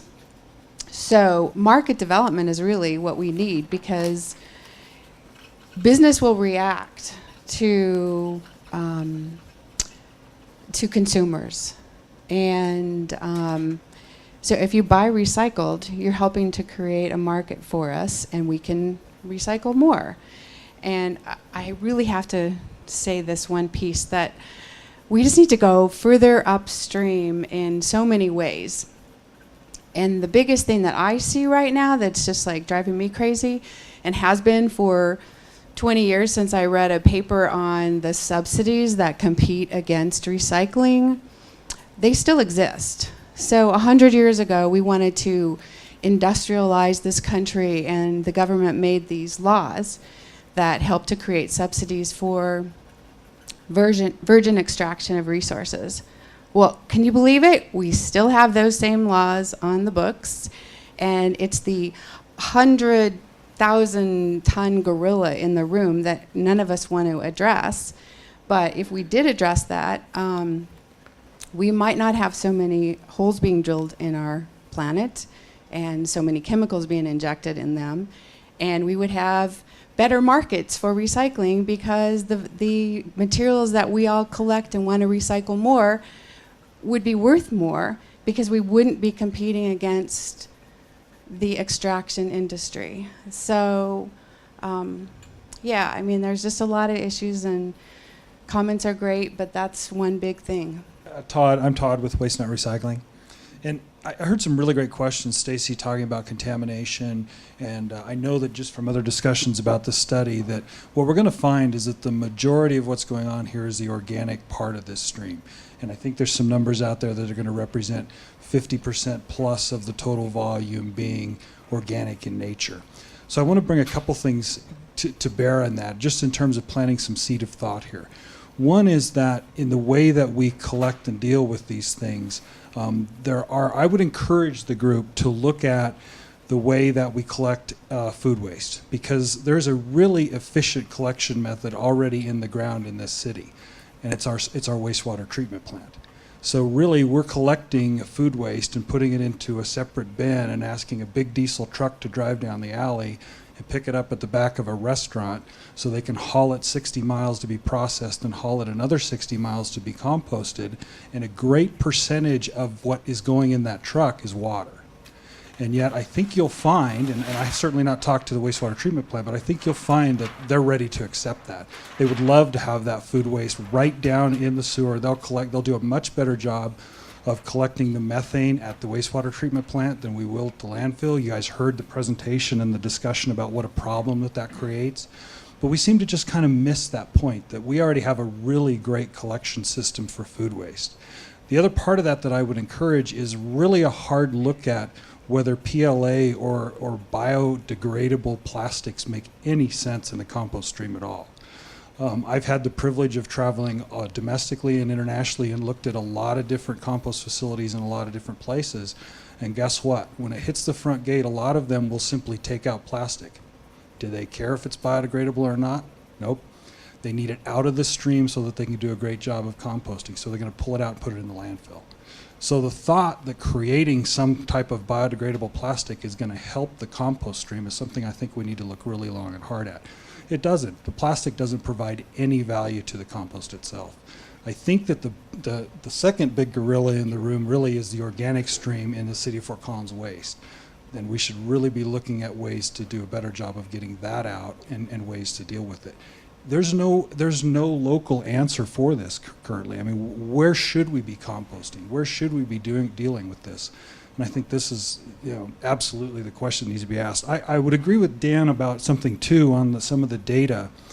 Just again, being really familiar with this market. When you look at numbers up there that wood waste, for example, has a value of $7 a ton, let me know where that is, because I will line up trucks. It really does. Yeah, so we really need to be careful when we look at the organic side of it, assigning that value and not recognizing the true costs involved in dealing with that. I think the other true cost is the contamination. Steve, when you get the material down there and it's laden with food waste, it just becomes unbearable to deal with at that point. So. Okay, but when you go down to Home Depot and you buy your compost to put your vegetables in, what do you pay per cubic yard for that?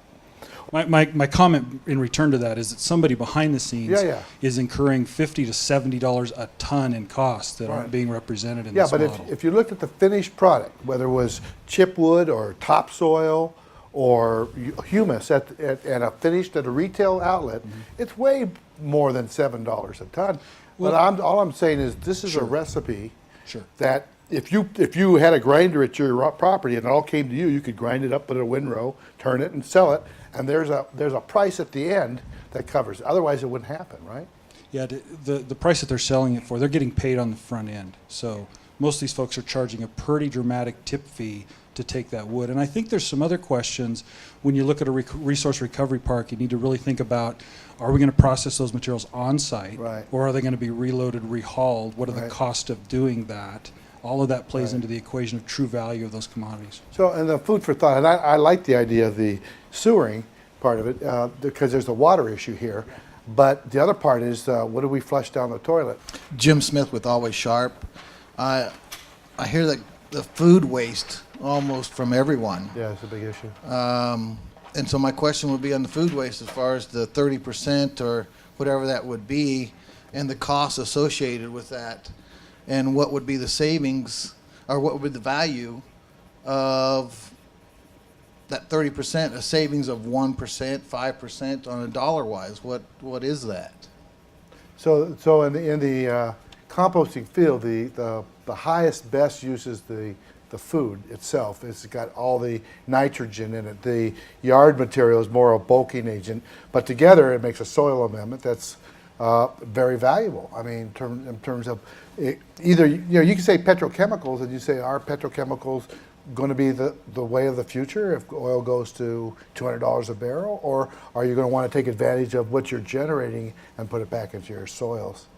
I guess I'm talking about, say, this facility, or what are the costs associated with getting to that point? The hardest part is getting it separated. If I had a big land and I was permitted, I could take separated organic yard trimmings, and I could take food material.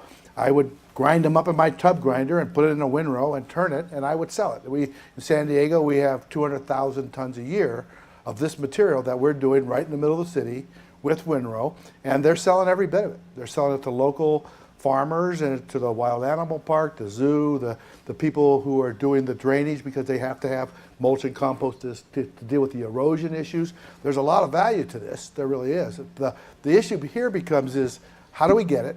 And secondly, how do we compete with a landfill that is being subsidized that's encouraging people to waste?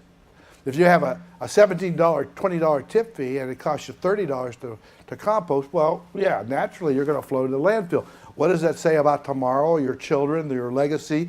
That landfill later on when it fills, it starts decomposing, it's generating methane, it's a liability for the community forever. So why not divert it at the start and put it into productive use? Now, there's a huge issue about from InSinkErator, would love you to grind it all up and take it to the sewer treatment plant.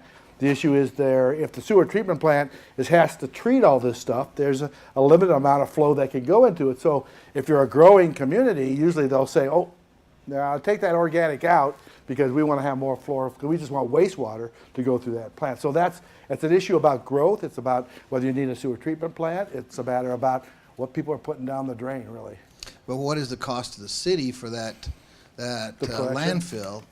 And it sounds like, well, there's more issues than the value of it for the collection of it. But in the landfill, what is the cost there? And then it has the methane gas as well. Well, the methane gas is a liability for a landfill operator because the law says it can't migrate off the site. So no matter what, you got to collect it. So once we started collecting that stuff, we realized we could either flare it out or we could put it into a generator and make some electricity.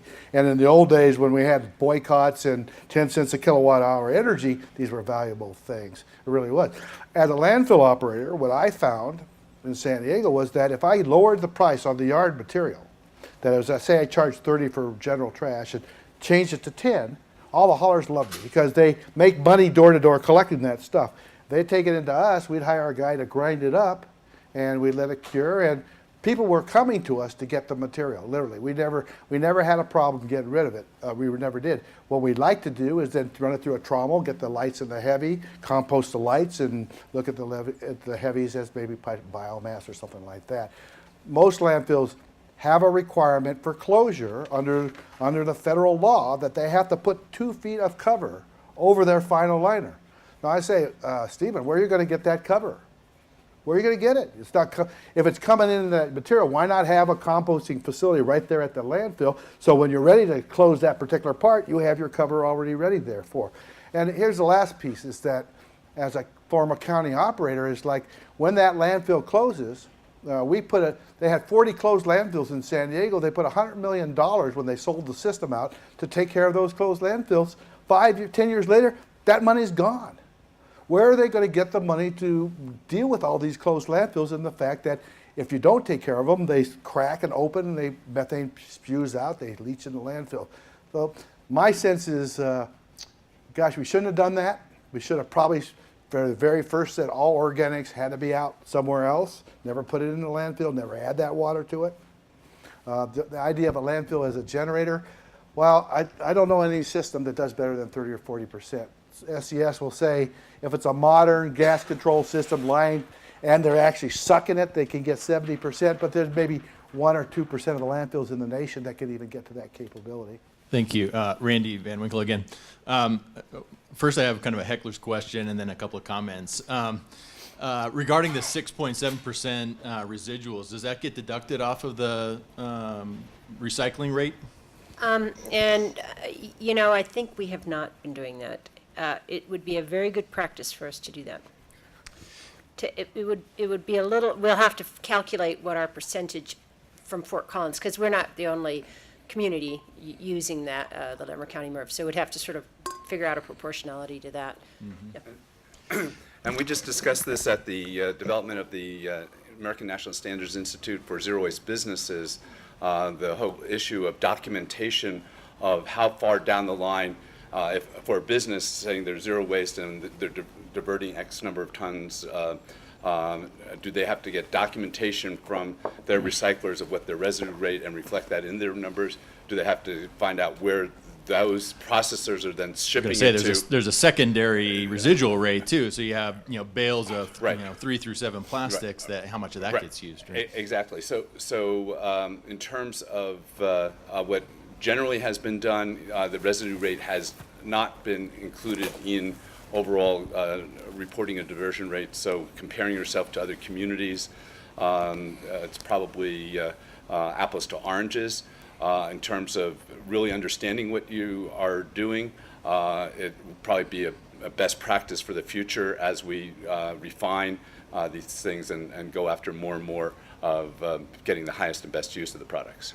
Then I had just a couple of other comments. One was on the contamination issue, and I see one of the gentlemen from Waste Management stepped out, but I think there needs to be a healthy balance there. And Susie, you mentioned if when in doubt, throw it out. But we have seen in some of the businesses that we work at where the janitorial staff is making a judgment call on a can-by-can basis, and if if it's a paper-only program, if there's one bottle in there, they're throwing it out. If there's a single-stream program, if there's one thing in there, they throw it out. So you end up with a lot of material that is probably within the threshold of the MRF that gets thrown out. So just kind of a precautionary statement that we want to make sure that we are very clear on what those issues are and how to best comply with that without going overboard and throwing out a lot of good recyclables. And it'd be interesting to kind of compare the literature between the separate private haulers in Fort Collins, because someone mentioned here that they're all going to the same place, but how does the literature compare as far as everyone has their chart or their pictograms with the different material types? I would just be curious to see that, and kind of some of the information on contamination as compared to that, and then. Just a couple of more items. We have actually done a recycle waste analysis. The U.S. Green Building Council, as part of their operations and maintenance rating system, one of the points that's available is a waste analysis, and they require you to do both the trash and the recycling, and that's something that we hadn't done in the past, but as part of this project, we just did it, and we found that at a business that we did this actually in the Northeast, the trash had about 24% recyclables in it, but the recycling also had another 24% of contamination. So it's definitely a real issue that should be addressed. So thank you. So I want to follow that up with a comment, Anita, again. Highest and best use, is that considered in the whole zero waste thing? Because that's part of our approach. I'm not sure in that residual if that's counting ADC. So ADC is alternative daily cover, in case you don't know that, which, if it's not calculated in that 6%, would actually mean that the rate going to the landfill is significantly higher, because a lot of the glass, the shards, the things that get broken when it's transferred from point A to B to C and so forth, they use to coat the top of the landfill. Which, it's a legitimate, they need something to coat the landfill, so I'm not making a judgment call there, but I'm making a call that that's not really the highest and best use of glass. And so I'm hoping that that would be considered in the deliberations of what is the best use of this material. So required source separation and highest and best use are two primary principles in our zero waste approach to managing resources.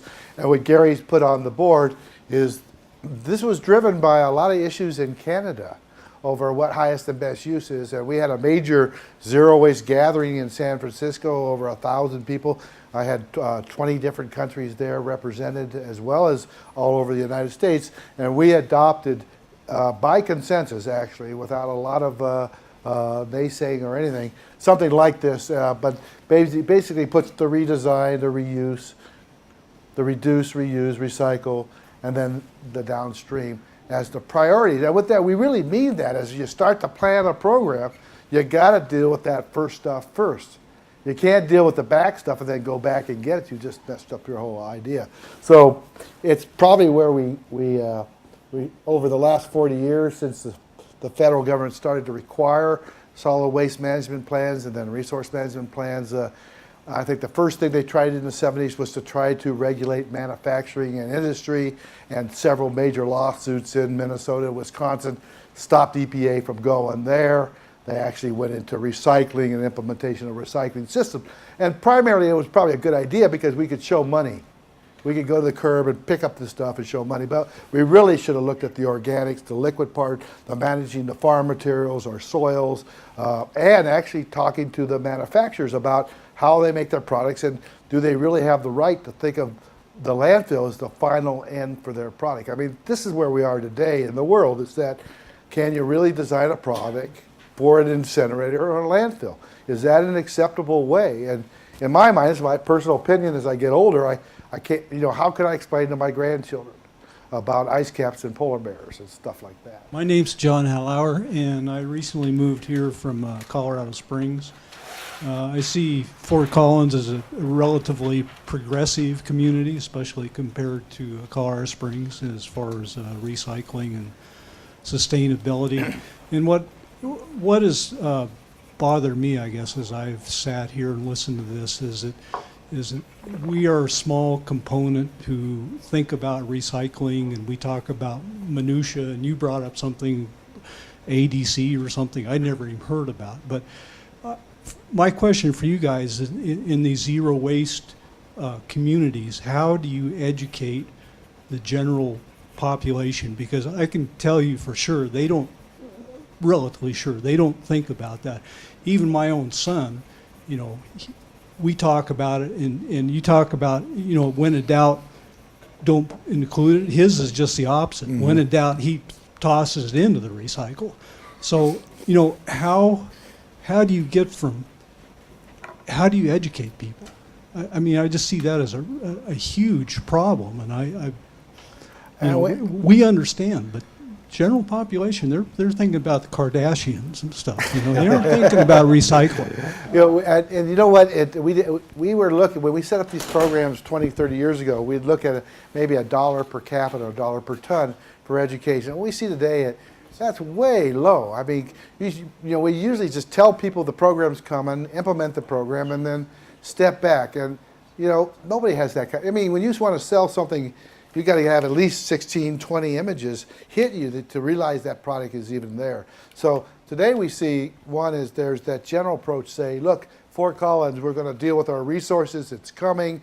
We want you to input on how it's going to be done, but there's going to be something that's going to happen here as a result of it. And then once we decide what that is, then we got to train the people who are actually, we end up doing these programs, we don't even train the people who are supposed to do it on what's right. You know, all these guys learn how to sort right on the job, on the line. There's no pre-training programs, there's no college degrees. So we do got to train the people that are doing it, then we got to train the people who are going to use it. Then we have the massive education program going. And by that time, everybody understands. And we probably got 75, 80%. There's the last 10% hardcore insane group. I mean, one of us are insane at any time in our life, and so we make mistakes that way. Well, that's what I call it reinforcement. You enforce it. Oh, you're new in town, and you put all your organics in the recycling bin. Don't do it again. And here's the rules, and we give everybody the rules. So, but you're right. I don't think it's rocket science. I don't. I think that's the nature of what government and community service is all about, letting the public know how we can live together. But I don't think anywhere they've done a really good job. We start to see now stuff in the Bay Area where it's mandatory and where it's across the board for everywhere in public places. You now see signs everywhere on all bins and on where it gives you some idea what's going on. And actually go into hotels and have blue bins. And by the way, your Armstrong Hotel here, they have recycling bins. It's all containerized soap. There's no little part of other stuff. It's the coffee thing. It's not a Melita thing. They give you a little container of coffee and a filter, so you don't have to. So it's really. So somebody here is telling something to the business community, and they're listening to it. These are the wedge. These are the changes. The wedges, in social marketing, the wedge is the first row. You get a couple neighborhoods with solar units, and everybody now sees them, and how's that working out? Oh, you're saving money. I'll get one too. Who do we do? And that's how we roll this thing. So we're building that momentum. Nancy Agnew, once again, Thrift. I am not a resident of Fort Collins. I live in Larimer County, over by Loveland. Social economically, I see the huge problem.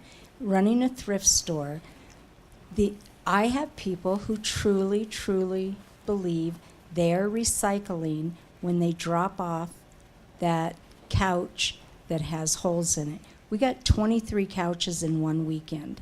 While I was here yesterday, 4 televisions that were refused by my employees were dropped off behind the store. And they really feel, a lot of people feel it is the right thing to do by handing their problem over to somebody else. So I believe it is absolutely education. And if the tipping fees go up, I'm very concerned of how much more will be dumped off at my location. Yeah. I have a man who stays there at night just so he can keep people from dumping on me. So they don't dump at my location, they go down the street and they dump it behind Kmart or Whole Foods or wherever. So it's education. And I think the lady left who said about going to the gas station and people throwing away recyclables right there and that they should do something. I asked somebody why they were throwing away their aluminum cans, and they said, because the homeless come by and pick them up. So they actually think they're doing a favor for somebody. So it's education. And one other thing, my trash service I have a cardboard recycle bin, and on the bin they gave me a sticker that says exactly what can go in it. And I forget sometimes when I'm training somebody new, but they can see it. So I don't know about on the recycling bins here if there is a stick-on that tells you what really can go in there.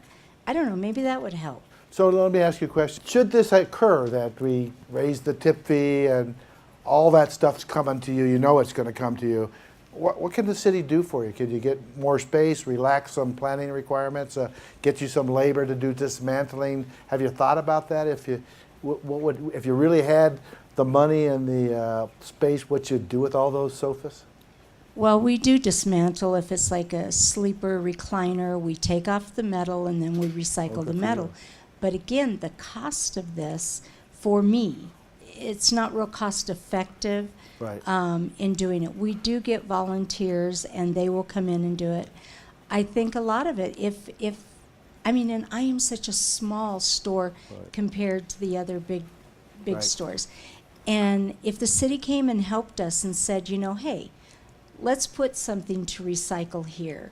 This is obviously where people bring things. I'm going to say about 24% of what is brought to me is throwaway. It is not usable. And we work a lot on talking to people about repurposing things. We had a big crock for a water jug, and the spigot broke on it, and they were going to throw it away. And I said, no, it's a flower pot, okay? That entertainment center that you no longer use because you have a flat screen TV is a wonderful kid's kitchen. Paint it, make it, And so we would like to put on classes That's to what I show was thinking, people. yeah. I was just saying. And we do have people, they come in and tell us, I had this pair of jeans and I used the pocket and I made magnets, put magnets on it, and it's on my refrigerator with a notepad. Take pictures, put it on our Facebook. We'll give you a $5, $10 store credit if you put it on, so other people can see it. We need to help other people think outside the box. And some are not real creative. They need that little extra push.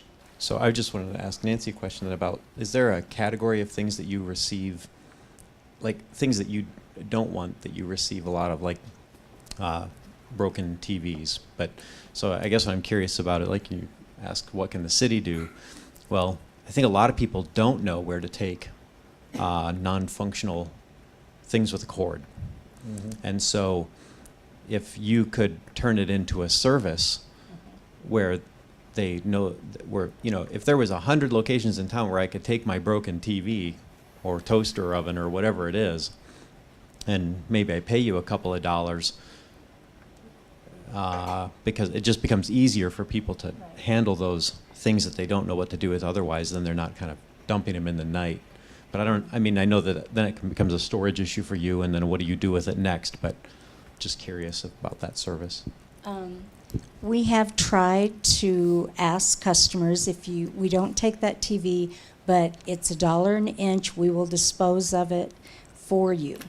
And I would say 99.9% won't pay it. They do not want to pay the fee. What we get a lot of broken items is a lot of the appliances, a lot of electronics. People want to get rid of their computers, so they bring them there, monitors. And these things we have to pay to dispose of properly.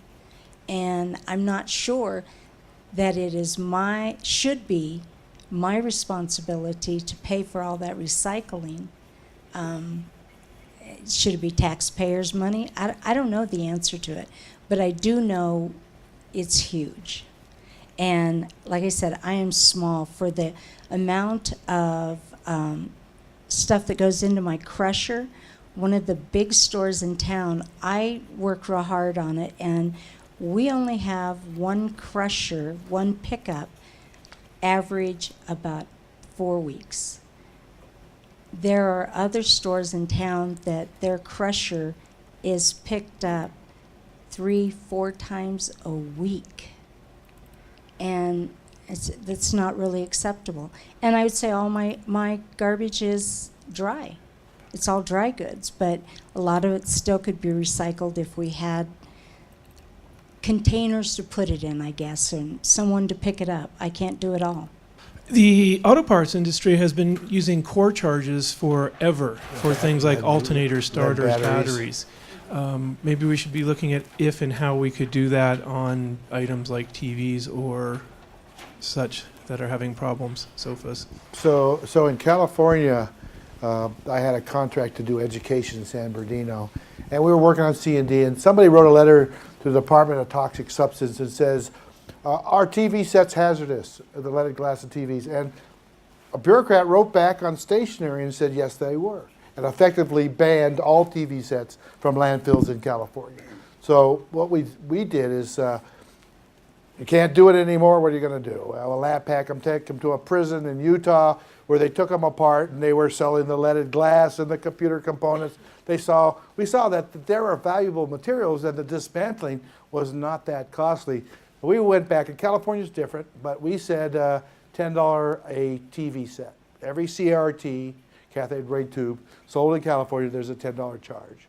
That money goes to a state fund, and you become a dismantling industry. You register at that state fund, and for every TV set, electronic item, anything that fits in the e-waste category is now, you can get a rebate from the state to cover. And what it's turned out is hundreds of new businesses have been created in California that are doing the dismantling and getting it down to the components. So then we think about this. So this is our argument. Should producers take the responsibility and put the disposal inside the cost of the item, but you're not knowing what that is? Or should the state take a advanced recycling fee ahead of time and then rebate that money back to the vendors? Like, I'll give you my best example is our California bottle bill. Every other bottle bill says Vinny, the vendor, gets the nickels, okay? So he has to take back the bottles, he's got to handle them. All the unexchanged nickels are his. So what's the incentive for him to make a better program? None. California, we put the nickels in the state fund. And then we said to the state, if the nickels that don't come back, all come back in terms of investment in infrastructure. One reason we're ahead of most states in the world, in the country, is that we've had since 1988 a cash fund to pay for collection equipment, to bins, for separation. Not only that, but when the glass industry said, I can't make any money by doing this, we gave them some of that money to make them whole. We did that to the plastic industry, so they developed new processes. Today in California, the bottle bill is about 98, actually it's 102%. Well, what's happening is Arizona's shipping their non-nickel bottles over to California. So we have to watch that. But it just got really incredible. So I'm just saying, and I throw that out to that detail because I want your opinion. Do you think we should make the producers take the responsibility, or should we put it over the state? Should we look at deposits in terms of these hard-to-handle materials as a way to do it? Or maybe we just say we want everybody to separate it out and do it that way. But I throw that out as you want to talk to And I'd just like to comment, Mike, when you mentioned the court charges, a lot of people don't realize that those were in response to laws adopted by states around the country in the 60s to get the lead out of the environment. So the court charges were set up with the structure that Rick just described, allowing the industry to figure out what the amount of the fee would be, but to require that each battery have a fee on it. And what's the average court charge around here? About, what, $5? $5, okay. Typically in California it's $7, so it varies. So it's just setting the rule that it works to get the materials back. And what percent do you think of all the automobile batteries are returned? 98%, right. So it's a really effective program. For household hazardous waste, other types of household hazardous waste, what do you think the average return rate is on oil and paints and batteries and stuff like that? Anybody? 30, 50. Other bids? 10. 1 to 10%, depending on the particular material type. So that means 90 to 99% is going the wrong way, down the sewer, down the drain, down the to the dump, or illegally dumped. So it's a system that's broken. So the core charges, according to a rule that Rick described being adopted either as a deposit or a requirement, as a rule or as an incentive, is the question that Rick is asking. Do you think something like a core charge on some problem materials should be adopted, is the way I would ask it. There you go. Thank you. Yeah, I mean, I like the idea of the core charge because when I go into the store, I pay the $7 extra, I bring it back, I get the full $7. Last time I dealt with the California bottling thing, I paid 5 cents for my bottle, and then I got 2.5 cents back for it, and the company somewhere in line, I guess, got the other 2.5. We broke the law. And, It's got to give you a nickel by law. Okay. So as long as I'm getting my full money back, I'm a supporter of it. But if I'm sharing it with someone else, then I guess I have to understand where the economics is. Do they need that subsidy, or is it just a way to give them, take money from me and give it to them as a profit? So it would depend. Actually, they give you the nickel plus the scrap value. So a pound of cans could be $1.50 a pound. They have to give you that nickel. Whether they want to give you the scrap value or not, that's up to them. Because it's competitive, they'll do that. I just had one comment on the electronics recycling, and it's too bad that Margie Greek, who was here last night, the executive director of the Colorado Association for Recycling, she was here last night, she's not here today, but I wonder if maybe Susie or Anita has an update on electronics legislation in Colorado. I know there was a lot of stuff going around this year about that, and some, I think it was extended producer responsibility possibilities, or So as of July 1st, it will be illegal for anyone to dispose of electronics in any landfill in the state of Colorado. Wow. There is a loophole, but I don't think that any county is actually going to qualify for it, which is you can't find anyone to collect them in your county. And e-waste recyclers have said we'll go anywhere. So yeah, it's a big change. It's not like a deposit or anything. It's just going to be up to businesses and consumers to pay that fee. And unfortunately, I'm so sorry for you because, you're going to probably end up with more of them. And so I would be happy to work something out to help you in that capacity. Because When you said pay that fee, what did you mean? Well, because electronics recyclers in the state charge a fee to take your old TV, your old monitor, and it's continued to increase because the markets for the leaded glass, the CRT glass, has been decreasing because we're going to flat panels. So, it was glass to glass recycling. So your old television could be made into a new monitor of similar quality, but they do not need that leaded glass to make a nice flat, plasma TV. So those markets have been drying up pretty drastically and pretty fast. Yet there is still a tsunami of televisions that are in someone's basement or somewhere in their garage that will now be headed towards all of us recyclers. And the market for that leaded glass is difficult. So it's a cost. You have to pay to actually get someone to take that glass. Any other comments on the core charge for problem materials? And I just would add that in several legislative sessions over the last couple of years, we've had attempts to get bills passed that would create some sort of extended producer responsibility in Colorado, and it really just hasn't flown. I'm Mark Hauderschelt. I am a resident, just a recent resident of Fort Collins, although I grew up here. I just moved back here from Baltimore. I kind of like the idea of the core charges to some extent because what I've been hearing, and maybe I'm missing something, is that we've heard a lot of good programs that businesses have implemented to recycle and reuse and so forth. And they always talk about all of the big dollars that they're saving by doing that, but I don't see that same kind of incentive for consumers. And so I think anything you can put in place to incentivize them or provide them some kind of, maybe not monetary, but some kind of benefit for doing that, maybe would, help that process along. So maybe these core charges or whatever are one of the ways of doing something like that, because I can see the big incentive for businesses, but for the consumers, it's more of a, we're going to do it because we should, or it's a feel-good kind of thing. This is Stacy. It just seems like that charge has to be at the point of consumption, otherwise, so that the consumer actually pays it. Because otherwise, at the end of the day, it still becomes externalized to you, and so you have to be able to recoup that cost.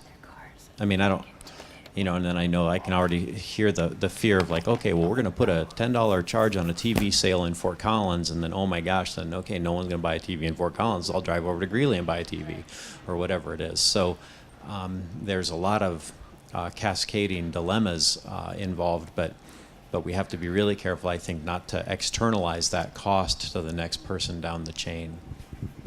Well, this has been a great conversation. I think if we brought out the beer, we could probably go for another 4 hours and maybe even solve this thing, you think?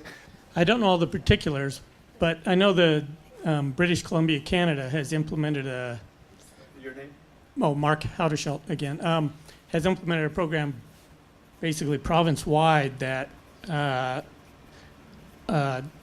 is very strong in terms of producer responsibility. They have to, produce packaging in certain ways, and they have to agree anything sold there they will take back at the end of its lifetime and so forth.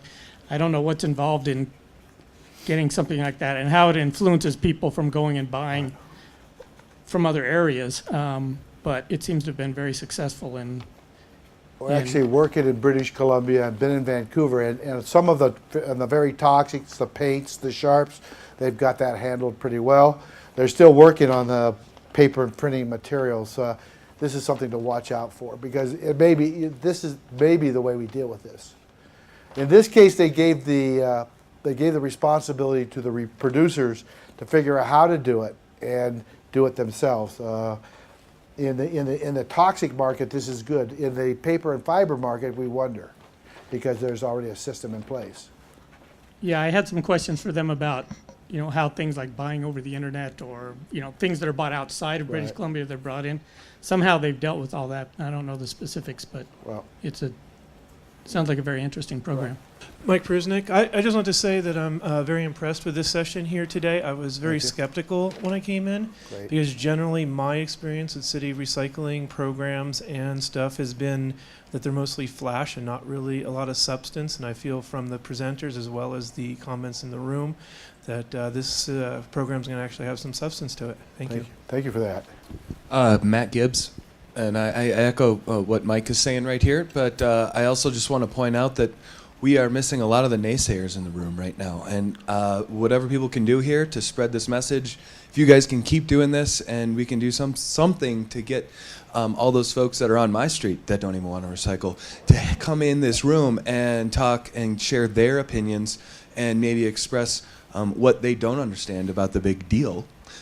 Would be great, because unfortunately we're missing a big piece of the story here. So I don't know, I'll let Gary try to summarize his 35 sheets of materials. But what I heard is that it's citizen involvement. Let's get everybody involved in the process. We've gone out of the way to talk to a lot of the naysayers. We've been to some of the committees, and we've gone some door to door, but we haven't done the massive stuff. Bring your friends to the next two meetings. Here it's a lot about education. People need to know what it means to reuse, to recycle, to compost, and that's an issue for the city to deal with in terms of that, and the private sector in terms of how they implement their programs. I think we're still very much in a listening mode here. Yep. We're going to synthesize all your comments. This is the kind of information that will be fed back to council. We're going to be very careful not to filter any of the suggestions and ideas, because I think this is pretty truthful information. I think we're hearing some frustration. I think there's some changes that are going to be kind of significant. If we're going to talk about advanced fees, or if we're going to talk about new laws, that gets pretty serious. But Fort Collins has done it before, and they might do it again. I'm going to turn it over to Gary, though, because he's really good about just jumping on the high points here. Okay, so I think Rick and Susie actually captured some really important ones. What I heard was the earlier discussion was about not just education in general terms, awareness, but the real specifics. One of the most specific suggestions that I loved was the idea of all the haulers reviewing the PR materials, because if they're all going to the same place, at least on the contaminant issue, it seems like that's an issue that was of concern to a bunch of people.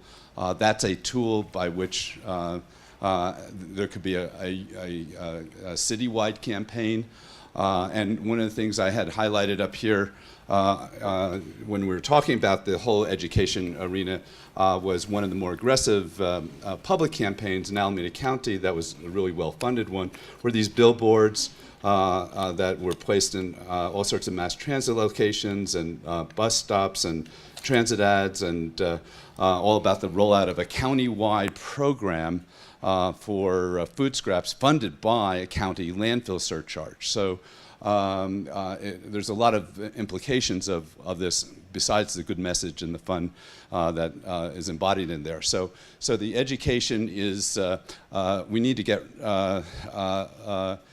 much more comprehensive in terms of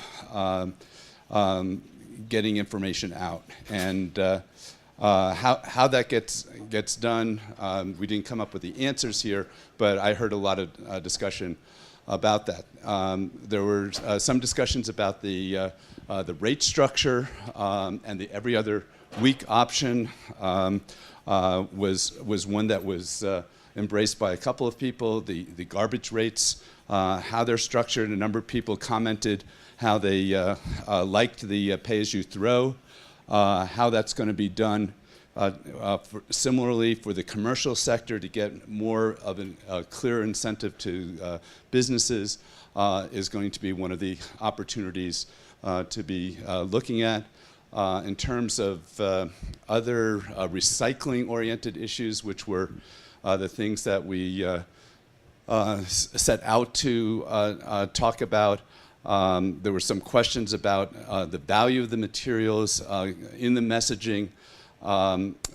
Susie brought out the point about explaining to the people why contamination is such a problem, that a little bit of ceramics can ruin a whole load of glass, and that clean paper is a huge win versus soiled paper is a cost, and bring that message out. Again, the contamination, we did a lot of talk about the idea of the resource recovery park. We had a number of people speak in favor of, particularly doing something in front of the landfill was something that was discussed. And in terms of food scraps, like last night, we heard a lot of support for programs to address food scraps. In this meeting, we heard a lot more support for really looking at the sewer versus truck issue. That's one that different communities are exploring. It was a really good message here today. I think those are some of the key that I'm able to distill while I'm talking, but I think captures it. Again, a really great session, great discussion. We want you to not only get your friends, but the naysayers and others either in the room or on the website commenting. We want to hear what the questions are. This is not going to work unless we really understand what the concerns are about moving to higher diversion and what the best ideas are for what to focus on, particularly in the short term, to really build support for more and more diversion from landfill, and shifting from focusing on waste management to managing resources, retaining the wealth in the community, reinvesting in local businesses and nonprofits to create jobs, and to have a more self-reliant local economy, local food, localization, self-reliance. All those messages were part of the discussion that are implicit in a bunch of the comments. Thanks for everyone to come here and get your cars, and And come on back, July 15th to 17th, we're having our next public meetings. We'll have our second trip here. If you think there's a group we should be meeting with on that trip, besides the public meetings, we're open to having separate meetings with individual groups, business associations, whatever, homeowners associations, whatever. You get to Susie, she's in charge of our schedule. And we want to understand and capture your ideas and bring them forward into a real great plan. Thank you.